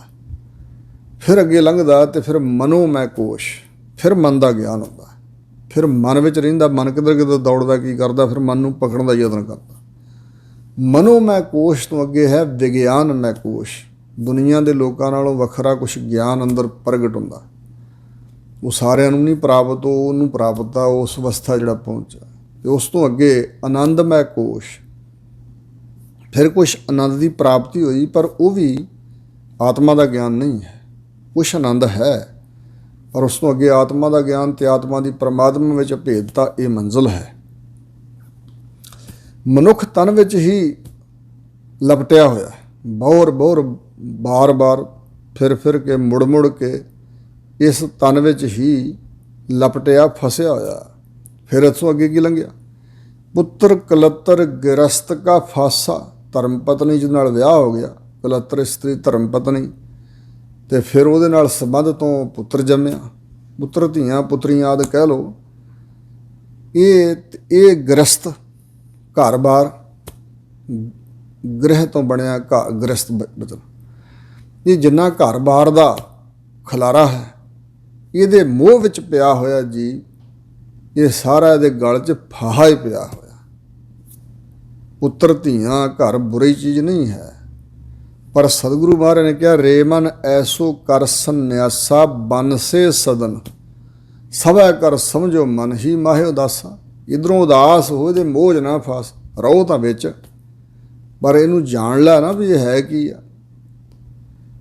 ਪੁੱਤਰ ਕਲੱਤਰ ਇਸਤਰੀ ਗ੍ਰਸਤ ਦਾ ਜਿਹੜਾ ਮੋਹ ਹੈ, ਇਹ ਇੱਕ ਫਾਹਾ ਹੈ। ਇੱਥੇ ਅਰਥ ਇਹ ਆ, ਇਕੱਲਾ ਇਹ ਨਹੀਂ ਵੀ ਪੁੱਤਰ ਕਲੱਤਰ ਤੇ ਘਰ ਹੋਣਾ ਨਹੀਂ ਚਾਹੀਦਾ, ਗ੍ਰਸਤੀ ਨਾ ਬਣੇ ਤੇ ਸ਼ਾਇਦ ਫਿਰ ਤਰ ਜਾਏਗਾ। ਨਹੀਂ, ਬੜੇ ਭਿੰਗ ਵਿਖਾਉਣ ਵਾਲੇ ਛੜੇ ਛਾਂਡ ਬੰਦੇ, ਆਪਣੇ ਆਪ ਨੂੰ ਬ੍ਰਹਮਚਾਰੀ ਦੱਸਣ ਵਾਲੇ, ਸੰਨਿਆਸੀ ਦੱਸਣ ਵਾਲੇ ਵੀ ਡੁੱਬ ਗਏ ਬੜੇ, ਇਹਦੇ ਮੋਹ ਵਿੱਚੋਂ ਨਿਕਲੇ। ਮਹਾਰਾਜ ਕਹਿੰਦੇ ਸੰਨਿਆਸ ਇਹੋ ਜਿਹਾ ਧਾਰਨ ਕਰ, ਸੰਨਿਆਸ ਨਾਮ ਤਿਆਗ ਦਾ। ਇਹ ਘਰ-ਬਾਰ ਖੇੜੇ ਜਿਹੜੇ ਸਾਰਿਆਂ ਨੂੰ ਬਣ ਵਰਗੇ ਸਮਝ, ਜੰਗਲ ਵਰਗੇ, ਮੇਰਾ ਜੰਗਲ 'ਚ ਵਾਸਾ ਹੈ। ਹੁਣ ਨਾ ਪਾਈਆ ਰਾਮ ਕੇ ਦਾਸਾ, ਇਹਨਾਂ ਦੇ ਮੋਹ ਵਿੱਚ ਫਸਿਆ ਹੋਇਆ ਹੋਏ ਜੇ ਜੀਵ, ਤੇ ਹੁਣ ਨਹੀਂ ਪਾਈਦਾ ਰਾਮ ਦੇ ਦਾ ਭਾਵ, ਬਣਿਆ ਨਹੀਂ ਜਾਂਦਾ, ਰੱਬ ਦੇ ਦਾਸ ਨਹੀਂ ਬਣ ਸਕੀਦਾ ਜੇ ਇਸ ਮੋਹ 'ਚ ਗਰਸੇ। ਇਹਨੂੰ ਸੱਚਾ ਮੰਨ ਲਈਏ, ਤੁਹਾਨੂੰ ਵੀ ਸੱਚਾ ਮੰਨ ਲਈਏ, ਤੇ ਪਰਿਵਾਰ ਨੂੰ ਤੇ ਘਰ-ਬਾਰ ਨੂੰ ਸਭ ਕੁਝ ਇਹਦੇ 'ਚ ਫਸੇ ਰਹਿ ਜਾਈਏ ਮੋਹ 'ਚ, ਤੇ ਫਿਰ ਰਾਮ ਦੇ ਦਾਸ ਨਹੀਂ ਬਣਿਆ ਜਾ ਸਕਦਾ। ਹੁਣ ਪ੍ਰਸ਼ਨਵਾਚਕ ਵਚਨ ਹੈ, ਸਤਿਗੁਰੂ ਮਹਾਰਾਜ ਰਹਾਉ ਦੀਆਂ ਪੰਕਤੀਆਂ 'ਚ ਵਚਨ ਕਰ ਰਹੇ ਨੇ। ਕਵਨ ਸੋ ਬਿਦ ਜਿਤ ਰਾਮ ਗੁਣ ਗਾਏ। ਮਹਾਰਾਜ ਤੁਸੀਂ ਕਹਿੰਦੇ ਹੋ ਵੀ ਰਾਮ ਦੇ ਗੁਣ ਗਾ ਕੇ ਤਰਿਆ ਜਾਣਾ ਹੈ, ਪਰ ਉਹ ਬਿਦ ਕਿਹੜੀ ਹੈ? ਉਹ ਵਜ੍ਹਾ, ਉਹ ਢੰਗ, ਤਰੀਕਾ, ਸਬੱਬ, ਉਹ ਜੁਗਤੀ, ਉਹ ਤਰੀਕਾ ਕਿਆ ਹੈ? ਕਿਹੜੀ ਉਹ ਵਿਧੀ ਹੈ ਜਿਸ ਦੁਆਰਾ ਰਾਮ ਪਰਮਾਤਮਾ ਦੇ ਗੁਣ ਗਾ ਲਏ ਜੀਵ?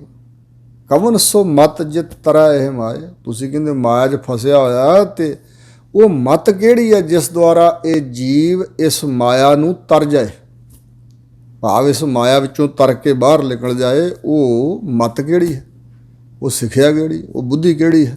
ਰਹਾਓ ਹਜ਼ੂਰ ਹੁਣ ਦੱਸਦੇ ਨੇ ਭਈ ਇਹ ਕਿਸ ਤਰ੍ਹਾਂ ਫਸਿਆ ਤੇ ਕਿਵੇਂ ਨਿਕਲਦਾ। ਜੋ ਭਲਾਈ ਸੋ ਬੁਰਾ ਜਾਂਦਾ, ਜਿਹਦੇ ਵਿੱਚ ਇਹਦੀ ਭਲਾਈ ਹੋਣੀ ਹੈ ਨਾ, ਇਹਦਾ ਭਲਾ ਹੋਣਾ, ਉਹਨੂੰ ਇਹ ਬੁਰਾ ਜਾਣਦਾ ਹੈ, ਭਲਾਈ ਨੂੰ ਬੁਰਾ ਜਾਣਦਾ ਹੈ। ਸਾਚ ਕਹਿ ਸੋ ਬਿਖੈ ਸਮਾਨ, ਜਿਹੜਾ ਇਹਦੇ ਸਾਹਮਣੇ ਸੱਚ ਕਹਿੰਦਾ ਹੈ ਨਾ, ਸੱਚਾ ਬਚਨ, ਉਹ ਇਹਨੂੰ ਸੱਚ ਬਿਖ ਜ਼ਹਿਰ ਦੇ ਸਮਾਨ ਲੱਗਦਾ ਹੈ। ਹੁਣ ਮੌਤ ਦੀ ਗੱਲ ਹੀ ਕੋਈ ਕਰਦੇ ਦੁਨੀਆਦਾਰਾਂ ਦੇ ਅੱਗੇ, ਮੌਤ ਦੀਆਂ ਗੱਲਾਂ ਕਰਨ ਲੱਗ ਪਈ, ਤੇ ਲੋਕਾਂ ਦਾ ਚਿੱਤ ਉਦਾਸ ਹੋ ਜਾਂਦਾ ਵੀ ਹੈ ਯਾਰ ਮੌਤ ਦੀਆਂ ਗੱਲਾਂ ਕਰੀ ਜਾਂਦਾ। ਨਹੀਂ, ਚੰਗਾ ਨਹੀਂ ਲੱਗੇਗਾ, ਹੈ ਮੌਤ ਅਟਲ ਸੱਚਾਈ ਹੈ। ਸੋ ਇਸ ਪ੍ਰਕਾਰ ਜੋ ਇਹਨੂੰ ਸੱਚ ਕਹਿੰਦਾ ਨਾ ਇਹਦੇ ਸਾਹਮਣੇ, ਉਹ ਸੱਚ ਇਹਨੂੰ ਬਿਖ ਜ਼ਹਿਰ ਸਮਾਨ ਲੱਗਦਾ ਹੈ। ਜਾਣੈ ਨਾਹੀਂ ਜੀਤ ਅਰ ਹਾਰ, ਇਹ ਜਿੱਤ ਤੇ ਹਾਰ ਨੂੰ ਜਾਣਦਾ ਹੀ ਨਹੀਂ ਵੀ ਕੀ ਜਿੱਤ ਹੈ ਤੇ ਕੀ ਹਾਰ। ਜਿੱਤਣਾ ਕੀ ਹੈ? ਮਨ। ਹਾਰਨਾ ਕੀ ਹੈ? ਸੰਸਾਰ ਦੇ ਵੱਲੋਂ।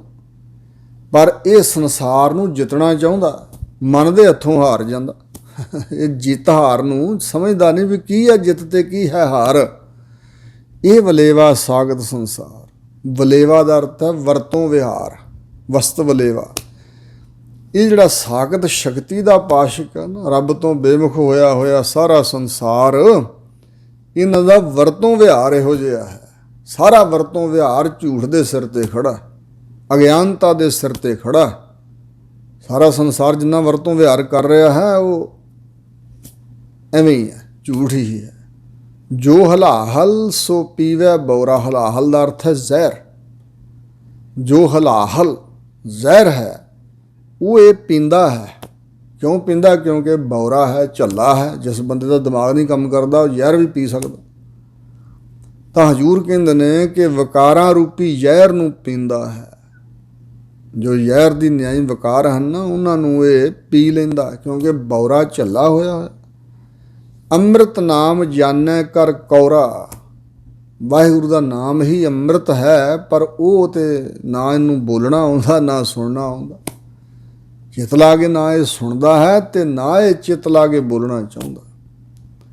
ਸੋ ਇਹ ਅੰਮ੍ਰਿਤ ਨਾਮ ਨੂੰ ਕੌੜਾ ਕਰਕੇ ਜਾਣਦਾ।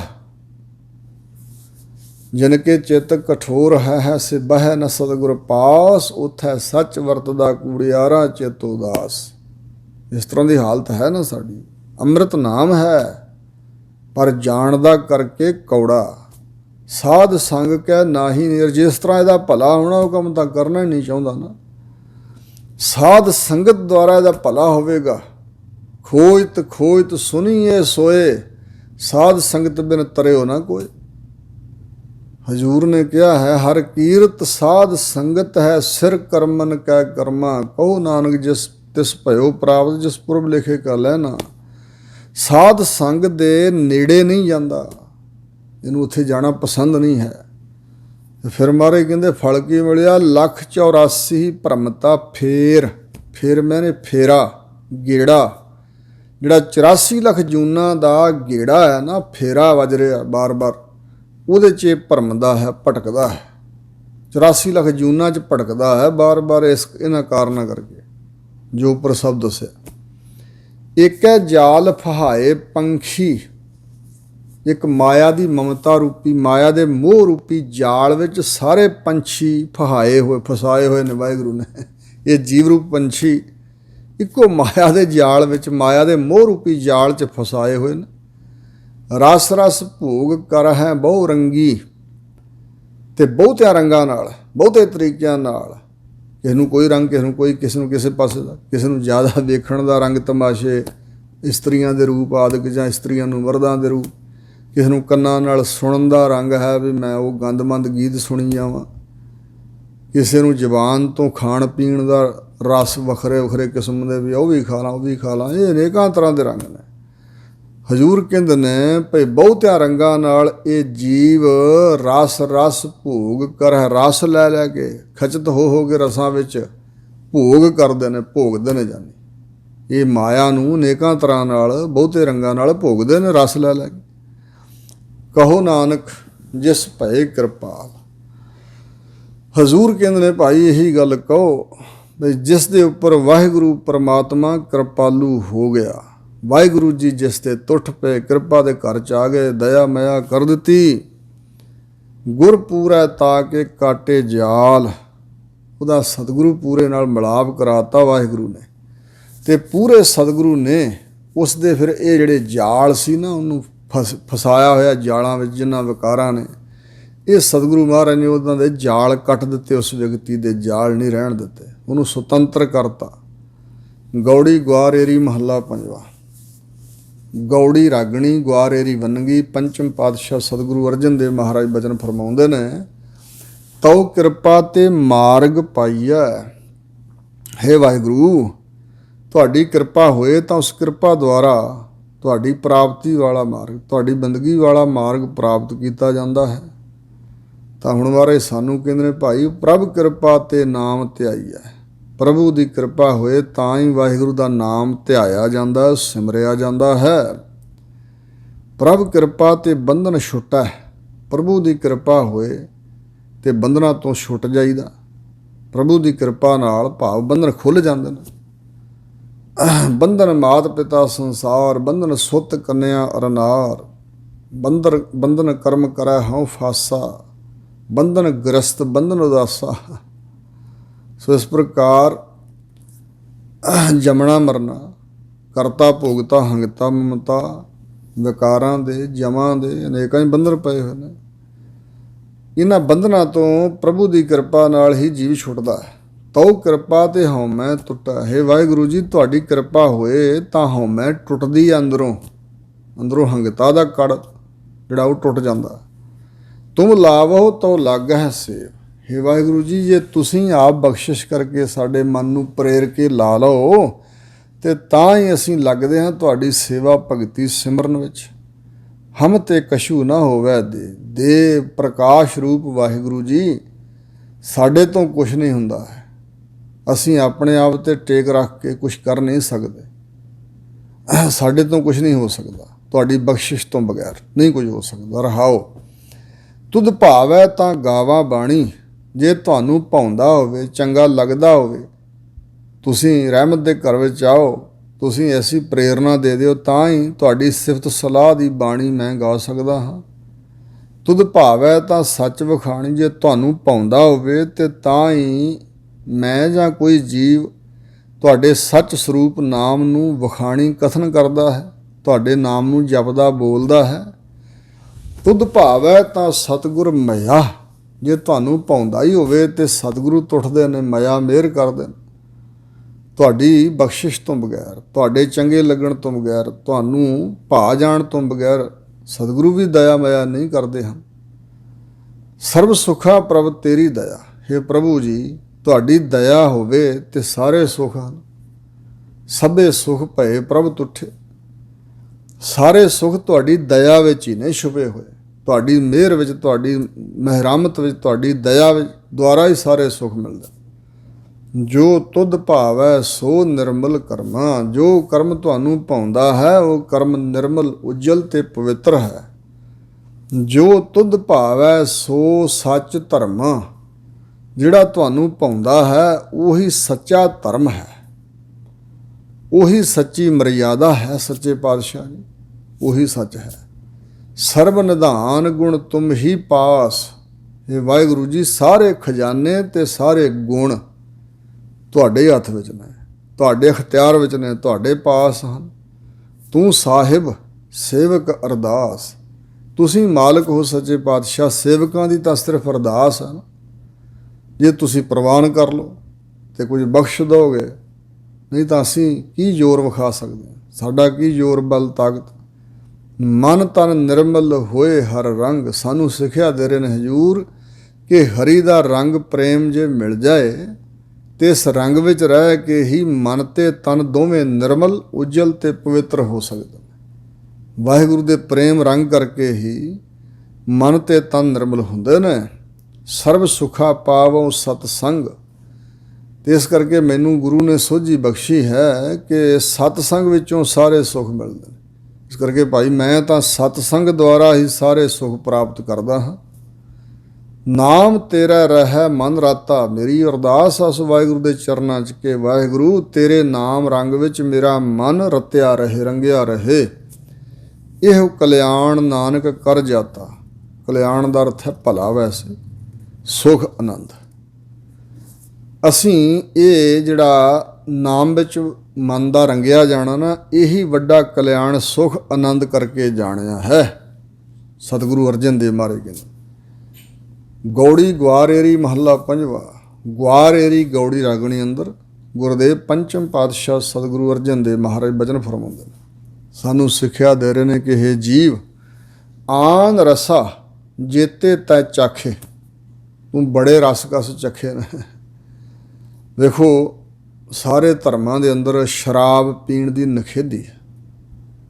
ਬੜੀ ਹੈਰਾਨੀ ਦੀ ਗੱਲ ਹੈ, ਪੈਗੰਬਰ ਮੁਹੰਮਦ ਸਾਹਿਬ ਨੇ ਅਨੇਕਾਂ ਤਰ੍ਹਾਂ ਦੀ ਖੁੱਲ੍ਹ ਦਿੱਤੀ ਆਪਣੇ ਅਨੁਯਾਈਆਂ ਨੂੰ, ਇਸਲਾਮ ਦੇ ਪੈਰੋਕਾਰਾਂ ਨੂੰ, ਪਰ ਸ਼ਰਾਬ ਤੋਂ ਉਹਨਾਂ ਵੀ ਵਰਜਿਆ ਹੈ। ਇਸਲਾਮ ਵਿੱਚ ਵੀ ਸ਼ਰਾਬ ਮਨਾ ਹੈ, ਸ਼ਰਾਬ ਪੀਣੀ ਹਰਾਮ ਦੱਸੀ ਗਈ। 4 ਵਿਆਹ ਕਰਾਉਣ ਦੀ ਮਨਜ਼ੂਰੀ ਹੈ, ਹੋਰ ਕਈ ਤਰ੍ਹਾਂ ਦੀ ਖੁੱਲ੍ਹ ਹੈ, ਪਰ ਸ਼ਰਾਬ ਤੋਂ ਵਰਜਿਆ। ਵੇਖੋ ਮਨੁੱਖੀ ਮਨ ਦੀ ਹਾਲਤ, ਇਹ ਸ਼ਰਾਬ ਹੈ ਵੀ ਕੌੜੀ, ਦਿਮਾਗੀ ਤੌਰ 'ਤੇ ਵੀ ਬੰਦੇ ਨੂੰ ਹਿਲਾ ਕੇ ਰੱਖ ਦਿੰਦੀ। ਅਤੇ ਇਸ ਵਾਸਤੇ ਜਿੱਧਰੋਂ ਵਰਜਿਆ ਗਿਆ, ਗੁਰੂਆਂ ਪੀਰਾਂ ਪੈਗੰਬਰਾਂ ਰਿਸ਼ੀਆਂ ਮੁਨੀਆਂ ਵੱਲੋਂ, ਚੰਗੇ ਪੁਰਸ਼ਾਂ ਵੱਲੋਂ ਇਹਦੀ ਨਿਖੇਧੀ ਕੀਤੀ ਗਈ। ਉਹਦੇ ਬਾਵਜੂਦ ਵੀ ਮਨੁੱਖ ਕਹਿੰਦਾ ਹੋਰ ਸਾਰੇ ਰਸ ਕਸ ਖਾ ਕੇ ਸ਼ਰਾਬ ਵੀ ਪੀਣੀ। ਮਤਲਬ ਰੱਜਦਾ ਹੀ ਨਹੀਂ, ਤ੍ਰਿਪਤ ਹੀ ਨਹੀਂ ਆਉਂਦਾ, ਮਨ ਤ੍ਰਿਪਤ ਨਹੀਂ ਹੁੰਦਾ। ਰਸਾਂ ਕਸਾਂ 'ਚ ਗਲਤਾਨ ਹੈ ਨਾ। ਰਸ ਸੋਇਨਾ ਰਸ ਰੂਪਾ ਕਾਮਣ, ਰਸ ਪਰਮਲ ਕੀ ਵਾਸ, ਰਸ ਘੋੜੇ ਰਸ ਸੇਜਾ ਮੰਦਰ, ਰਸ ਮੀਠਾ ਰਸ ਮਾਸ, ਇਤੇ ਰਸ ਸਰੀਰ ਕੇ ਕਹਿ ਘਟ ਨਾਮ ਨਿਵਾਸ। ਰੱਬ ਨੇ ਤਾਂ ਬਥੇਰੀਆਂ ਚੀਜ਼ਾਂ ਦੇ ਰਸ ਪਾਏ ਹੋਏ ਨੇ ਵੀ ਕਿਸੇ ਤਰ੍ਹਾਂ ਇਹ ਤ੍ਰਿਪਤ ਹੋਏ। ਪਰ ਇਹ ਜੀਵ ਰਸਾਂ ਕਸਾਂ ਵਿੱਚ ਨਹੀਂ ਤ੍ਰਿਪਤ ਹੁੰਦਾ। ਹਜ਼ੂਰ ਕਹਿੰਦੇ ਨੇ, ਹੇ ਜੀਵਾ, ਜੀਵ ਨੂੰ ਉਪਦੇਸ਼ ਦੇ ਰਹੇ ਨੇ। ਜੀਵ ਨੂੰ ਵੀ ਉਪਦੇਸ਼ ਹੈ, ਮਨੁੱਖ ਨੂੰ ਹੀ, ਮਨ ਨੂੰ ਹੀ। ਇਹ ਜੀਭਾ ਜਿਹੜੀ ਜ਼ਬਾਨ ਤੂੰ ਰਸਾਂ ਕਸਾਂ 'ਚ ਲਾਈ ਹੋਈ ਹੈ, ਜਿਵੇਂ ਇਹ ਰਸਨਾ ਤੂੰ ਅਨਰਸ ਰਾਜ ਰਹੀ, ਇਹ ਸਰੀਰਾ ਮੇਰਿਆ, ਇਹ ਨੇਤਰੋ ਮੇਰਿਓ, ਇਹ ਸਰਵਣੋ ਮੇਰਿਓ। ਹੈ ਤਾਂ ਮਨੁੱਖੀ ਮਨ ਨੂੰ ਉਪਦੇਸ਼ ਆ ਨਾ, ਵੀ ਜਿਹੜੇ ਇੰਦਰੇ ਹਨ ਪੁੱਠੇ ਪਾਸੇ ਲਾਏ ਹੋਏ ਨੇ, ਮਿਲੇ ਕਿਸੇ ਹੋਰ ਕੰਮ ਨੂੰ ਸੀ, ਤੁਸੀਂ ਕਿਸੇ ਹੋਰ ਕੰਮ ਲਾਏ ਹੋਏ ਨੇ। ਇੱਥੇ ਹਜ਼ੂਰ ਕਹਿ ਰਹੇ ਨੇ ਕਿ ਆਨ ਰਸਾ ਜੇਤੇ ਤੈ ਚਾਖੇ। ਹੇ ਜੀਵ, ਇਸ ਜ਼ਬਾਨ ਦੇ ਨਾਲ ਜਿੰਨੇ ਵੀ ਹੋਰ ਰਸ ਤੂੰ ਚੱਖੇ ਹਨ, ਖਾਧੇ ਪੀਤੇ ਹਨ, ਨਿਮਖ ਨਾ ਤੇਰੀ ਤ੍ਰਿਸ਼ਨਾ ਲਾਥੇ। ਤੇਰੀ ਤ੍ਰਿਸ਼ਨਾ ਇਹਨਾਂ ਰਸਾਂ ਕਸਾਂ ਨੂੰ ਭੋਗ ਭੋਗ ਕੇ ਲੱਥਦੀ ਨਹੀਂ, ਸਗੋਂ ਵੱਧਦੀ ਹੈ। ਨਿਮਖ ਮਾਤਰ ਵੀ, ਥੋੜਾ ਜਿਹਾ ਚਿਰ ਵੀ ਤੇਰੀ ਤ੍ਰਿਸ਼ਨਾ ਲੱਥਦੀ ਨਹੀਂ, ਮਿਟਦੀ ਨਹੀਂ ਹੈ, ਚੰਬੜੀ ਰਹਿੰਦੀ ਹੈ ਤੈਨੂੰ। ਹਰ ਰਸ ਕਾ ਤੂੰ ਚਾਖ ਹੈ ਸਾਧ। ਹੇ ਜੀਵਾ, ਹੇ ਜੀਵ, ਹੇ ਮਨ, ਜੇ ਹਰੀ ਪਰਮਾਤਮਾ ਦੇ ਨਾਮ ਦੇ ਰਸ ਦਾ ਸਵਾਦ ਤੂੰ ਕਿਤੇ ਚੱਖ ਲੈ ਤੇ ਚਾਖਤ ਹੋਏ ਰਹਿ ਹੈ ਬਿਸਮਾ। ਜਦੋਂ ਕਦੋਂ ਤੈਨੂੰ ਰਸ ਮਿਲ ਜਾਏ ਨਾ, ਕਿਤੇ ਕਮਾਈ ਕਰੇ ਤੇ ਚੱਖਦਿਆਂ ਸਾਰੀ ਬਿਸਮਾਦ ਅਵਸਥਾ ਚਲਾ ਜਾਏਗਾ, ਅਸਚਰਜਤਾ ਵਿੱਚ। ਬੜੀ ਉੱਚੀ ਅਵਸਥਾ ਬਿਸਮਾਦ। ਇੱਕ ਕਾਮ ਰਸ ਹੈ, ਇੱਕ ਪ੍ਰੇਮ ਰਸ ਹੈ, ਇੱਕ ਬਿਸਮਾਦ ਰਸ ਹੈ। ਕਾਮਨਾ ਪਦਾਰਥਾਂ ਦਾ ਰਸ ਹੈ, ਇੱਕ ਪ੍ਰੇਮ ਦਾ ਰਸ ਹੈ, ਤੇ ਇੱਕ ਭਗਤੀ ਕਰਕੇ ਪ੍ਰਾਪਤ ਹੁੰਦਾ ਬਿਸਮਾਦ ਰਸ। ਉਸ ਅਸਚਰਜਤਾਈ ਵਾਲੀ ਹਾਲਤ ਵਿੱਚ ਤੂੰ ਬਿਸਮਾਦ ਹੋਇਆ ਰਹੇਗਾ, ਆਨੰਦਿਤ ਹੋਇਆ ਰਹੇਗਾ। ਅੰਮ੍ਰਿਤ ਰਸਨਾ ਪੀਓ ਪਿਆਰੀ, ਆਪਣੀ ਜੀਵ ਨੂੰ ਸਮਝਾ। ਜੀਵ ਨੂੰ ਭਾਵ ਵਰਜੇ ਕਹਿ ਕੇ ਕਿ ਹੇ ਪਿਆਰੀ ਰਸਨਾ, ਹੇ ਪਿਆਰੀ ਜੀਵ, ਅੰਮ੍ਰਿਤ ਪੀਓ, ਅੰਮ੍ਰਿਤ ਪੀਓ, ਸਦਾ ਚਿਰ ਜੀਓ, ਹਰ ਸਿਮਰਤ ਆਨੰਦ ਅਨੰਤਾ। ਹਜ਼ੂਰ ਕਹਿੰਦੇ ਨੇ ਆਤਮਿਕ ਮੌਤ ਨੂੰ ਖਤਮ ਕਰਨ ਵਾਲਾ ਜਿਹੜਾ ਰਸ ਹੈ ਨਾ, ਵਾਹਿਗੁਰੂ ਦੇ ਨਾਮ ਦਾ ਅੰਮ੍ਰਿਤ, ਹੇ ਪਿਆਰੀ ਜੀਵ, ਹੇ ਰਸਨਾ, ਉਹ ਪੀ। ਇਹ ਰਸ ਰਾਤੀ ਹੋਏ ਤ੍ਰਿਪਤਾਰੀ। ਇਸ ਰਸ ਵਿੱਚ ਤੂੰ ਰਤੀ ਜਾਏਂਗੀ ਤੇ ਤ੍ਰਿਪਤ ਹੋ ਜਾਏਂਗੀ, ਤ੍ਰਿਪਤੀ ਵਾਲੀ, ਤ੍ਰਿਪਤਾਰੀ, ਤ੍ਰਿਪਤੀ ਵਾਲੀ। ਤੈਨੂੰ ਫਿਰ ਹੋਰ ਰਸਾਂ ਕਸਾਂ ਦੀ ਪਿਆਸ ਭੁੱਖ ਹੀ ਨਹੀਂ ਲੱਗਣੀ, ਤੂੰ ਤਾਂ ਮਸਤ ਹੋ ਜਾਏਂਗੀ। ਰਹਾਓ, ਹੇ ਜਿਹਵੇ ਤੂੰ ਰਾਮ ਗੁਣ ਗਾਓ। ਹੇ ਮੇਰੀ ਜੀਵ, ਜੀਵ ਵੀ ਤੇ ਰਸਨਾ ਵੀ, ਕਿਉਂਕਿ ਦੋ ਇੰਦਰੀਆਂ ਦਾ ਕੰਮ ਕਰਦੀ ਹੈ। ਜਦੋਂ ਇਹ ਬੋਲਦੀ ਹੈ ਤਾਂ ਉਦੋਂ ਜੀਵ ਕਰਮ ਇੰਦਰਾ ਹੈ। ਜਦੋਂ ਕੋਈ ਪਦਾਰਥ ਛਕੀਏ ਤੇ ਮਨ ਨੂੰ ਇਹ ਸੰਕੇਤ ਦਿੰਦੀ ਹੈ, ਗਿਆਨ ਦਿੰਦੀ ਹੈ ਕਿ ਪਦਾਰਥ ਮਿੱਠਾ ਹੈ, ਖੱਟਾ ਹੈ, ਚਟਪਟਾ ਹੈ, ਸਲੂਣਾ ਹੈ, ਕੌੜਾ ਹੈ, ਕਸੈਲਾ, ਕਿਹੋ ਜਿਹਾ।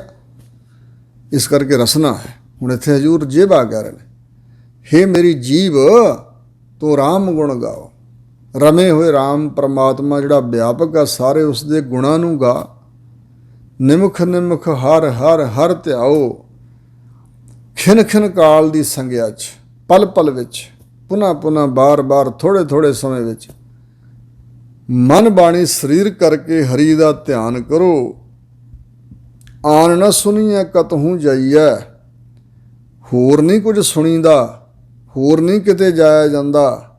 ਵੀ ਕਿੱਥੋਂ ਇਹ ਪ੍ਰਾਪਤ ਹੁੰਦਾ, ਵਾਹਿਗੁਰੂ ਦੇ ਰਾਮ ਦੇ ਗੁਣ ਕਿੱਥੋਂ ਪ੍ਰਾਪਤ ਹੁੰਦੇ, ਉਹ ਰਸ ਕਿੱਥੋਂ ਪ੍ਰਾਪਤ ਹੁੰਦਾ। ਹੋਰ ਕੋਈ ਜਗ੍ਹਾ ਨਹੀਂ ਸੁਣੀ ਦੀ, ਤੇ ਨਾ ਕਤਹੂੰ ਜਾਈਏ, ਨਾ ਕਿਧਰੇ ਹੋਰ ਜਾਣਾ ਚਾਹੀਦਾ। ਸਾਧ ਸੰਗਤ ਵੱਡ ਭਾਗੀ ਪਾਈ ਹੈ। ਇਹ ਸਾਧ ਸੰਗਤ ਵੱਡਿਆਂ ਭਾਗਾਂ ਕਰਕੇ ਮਿਲਦੀ ਹੈ, ਤੇ ਸਾਧ ਸੰਗਤ ਦੁਆਰਾ ਵਾਹਿਗੁਰੂ ਦੇ ਗੁਣ ਗਾਉਣੇ ਸੁਣਨੇ ਵੱਡਿਆਂ ਭਾਗਾਂ ਕਰਕੇ ਪ੍ਰਾਪਤ ਹੁੰਦੇ ਨੇ। ਆਠ ਪਹਿਰ ਜਿਹਵੇ ਆਰਾਧ। ਹੈ ਮੇਰੀ ਜੀਵ, ਅੱਠੇ ਪਹਿਰ ਸਾਈਂ ਅਕਾਲ ਪੁਰਖ ਪਰਮਾਤਮਾ ਦਾ ਆਰਾਧਨ ਕਰ। ਕਿਹਦਾ ਆਰਾਧਨ ਕਰਨਾ ਜੀ?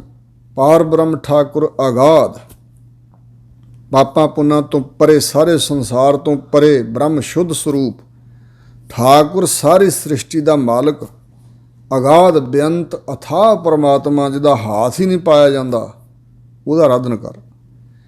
ਜੇ ਕਰੇਂਗੀ ਤਾਂ ਇਹਾਂ ਊਹਾਂ ਸਦਾ ਸੁਹੇਲੀ।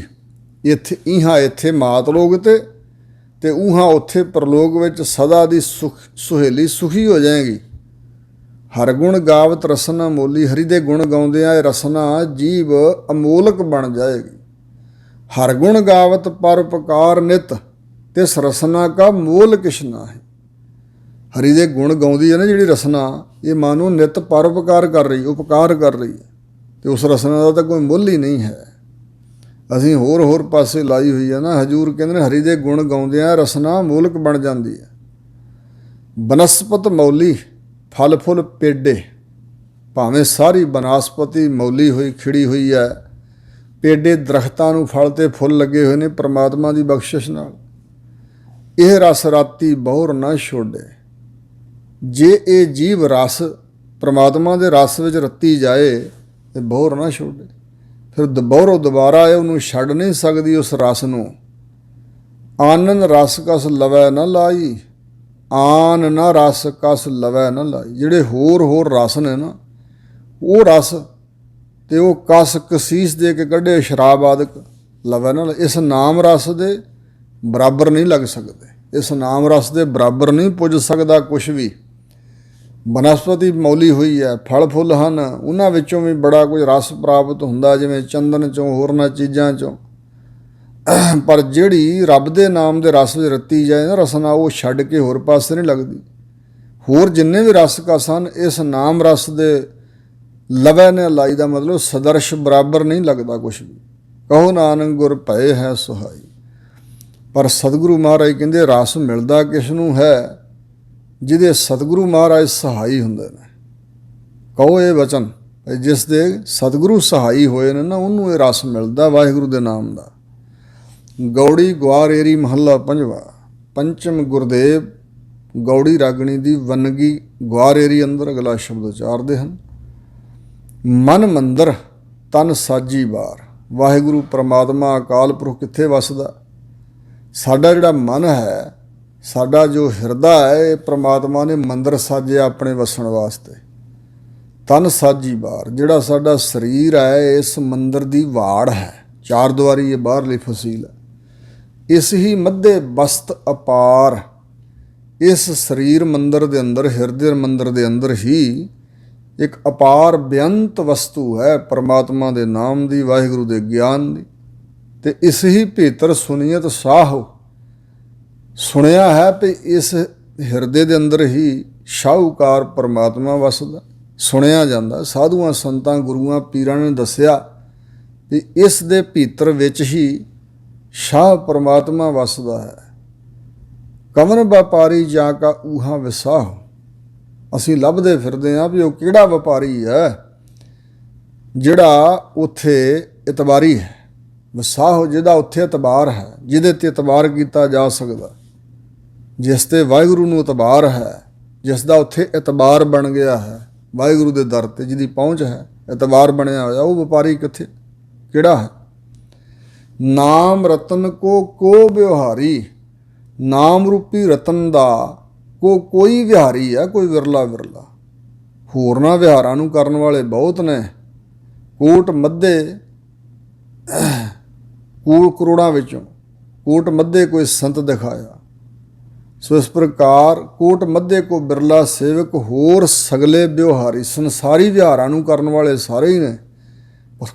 ਉਸ ਰੱਬ ਦੇ ਨਾਮ ਦਾ ਵਿਹਾਰ ਕਰਨ ਵਾਲਾ, ਨਾਮ ਰੂਪੀ ਰਤਨ ਦਾ ਵਪਾਰੀ ਵਿਹਾਰ ਕਰਨ ਵਾਲਾ ਕੋਈ ਵਿਰਲਾ। ਅੰਮ੍ਰਿਤ ਭੋਜਨ ਕਰੇ ਆਹਾਰੀ। ਉਹਦੀ ਆਹਾਰ ਖੁਰਾਕ ਪਰਮੇਸ਼ਰ ਦਾ ਅੰਮ੍ਰਿਤ ਸਰੀਖਾ ਭੋਜਨ ਨਾਮ ਹੈ। ਅੰਮ੍ਰਿਤ ਸਰੀਖਾ ਜੋ ਨਾਮ ਹੈ ਨਾ, ਇਸ ਭੋਜਨ ਨੂੰ ਉਹ ਆਹਾਰ ਖੁਰਾਕ ਬਣਾਉਂਦਾ ਆਪਣੀ। ਰਹਾਓ ਮਨ ਤਨ ਅਰਪੀ ਸੇਵ ਕਰੀਜੈ। ਮੇਰੀ ਇੱਛਾ ਹੈ ਕਿ ਐਸੇ ਗੁਰਮੁਖ ਦੇ ਅੱਗੇ ਮੈਂ ਮਨ ਵੀ ਤੇ ਤਨ ਵੀ ਅਰਪਣ ਕਰਕੇ ਉਹਦੀ ਸੇਵਾ ਕਰਾਂ। ਕਵਨ ਸੋ ਜੁਗਤ ਜਿੱਤ ਕਰ ਭੀਜਿਆ। ਉਸ ਤੋਂ ਪੁੱਛਾਂ ਵੀ ਉਹ ਕਿਹੜੀ ਜੁਗਤੀ ਹੈ ਜਿਸ ਕਰਕੇ ਮਨ ਭਿੱਜਦਾ ਵਾਹਿਗੁਰੂ ਦੇ ਨਾਮ ਵਿੱਚ। ਪਾਏ ਲੱਗੋ ਤਜ ਮੇਰਾ ਤੇਰਾ ਛੱਡ ਕੇ, ਤਜ ਛੱਡ ਕੇ ਮੈਂ ਉਹਦੇ ਚਰਨੀ ਲੱਗਾ। ਇਹ ਨਾ ਸਮਝਾਂ ਮੈਂ ਇਹ ਤਨ ਮੇਰਾ, ਉਹ ਉਹਦਾ ਤਨ ਹੈ, ਉਹ ਪਦਾਰਥ ਉਹਦਾ, ਇਹ ਮੇਰਾ। ਇਹ ਮੇਰ ਤੇਰ ਛੱਡ ਕੇ ਉਹਦੇ ਚਰਨੀ ਲੱਗ ਜਾਵਾਂ।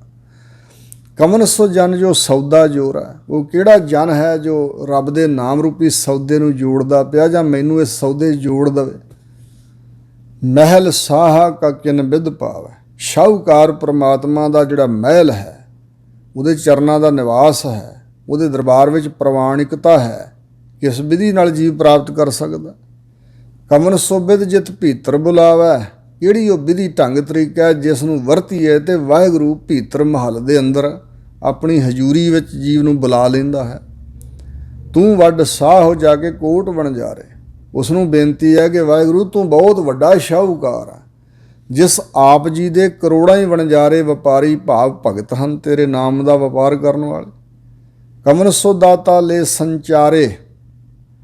ਔਰ ਕੌਣ ਐਸਾ ਦਾਤਾ ਹੈ ਸੰਸਾਰ ਵਿੱਚ ਜਿਹੜਾ ਮੈਨੂੰ ਲੈ ਕੇ ਉੱਥੇ ਅਪੜਾ ਦੇਵੇ, ਜਿਹੜਾ ਮੈਨੂੰ ਮੇਰਾ ਸੰਚਾਰ ਕਰਦੇ, ਪਹੁੰਚ ਕਰਾ ਦੇ, ਵਾਹਿਗੁਰੂ ਦੇ ਦਰ 'ਤੇ ਅਪੜਾ ਦੇਵੇ। ਐਸਾ ਦਾਤਾ ਕੌਣ ਹੈ? ਰੱਬ ਦੇ ਸੰਤ ਨੇ, ਭਾਵ ਗੁਰੂ ਮਹਾਰਾਜ ਨੇ।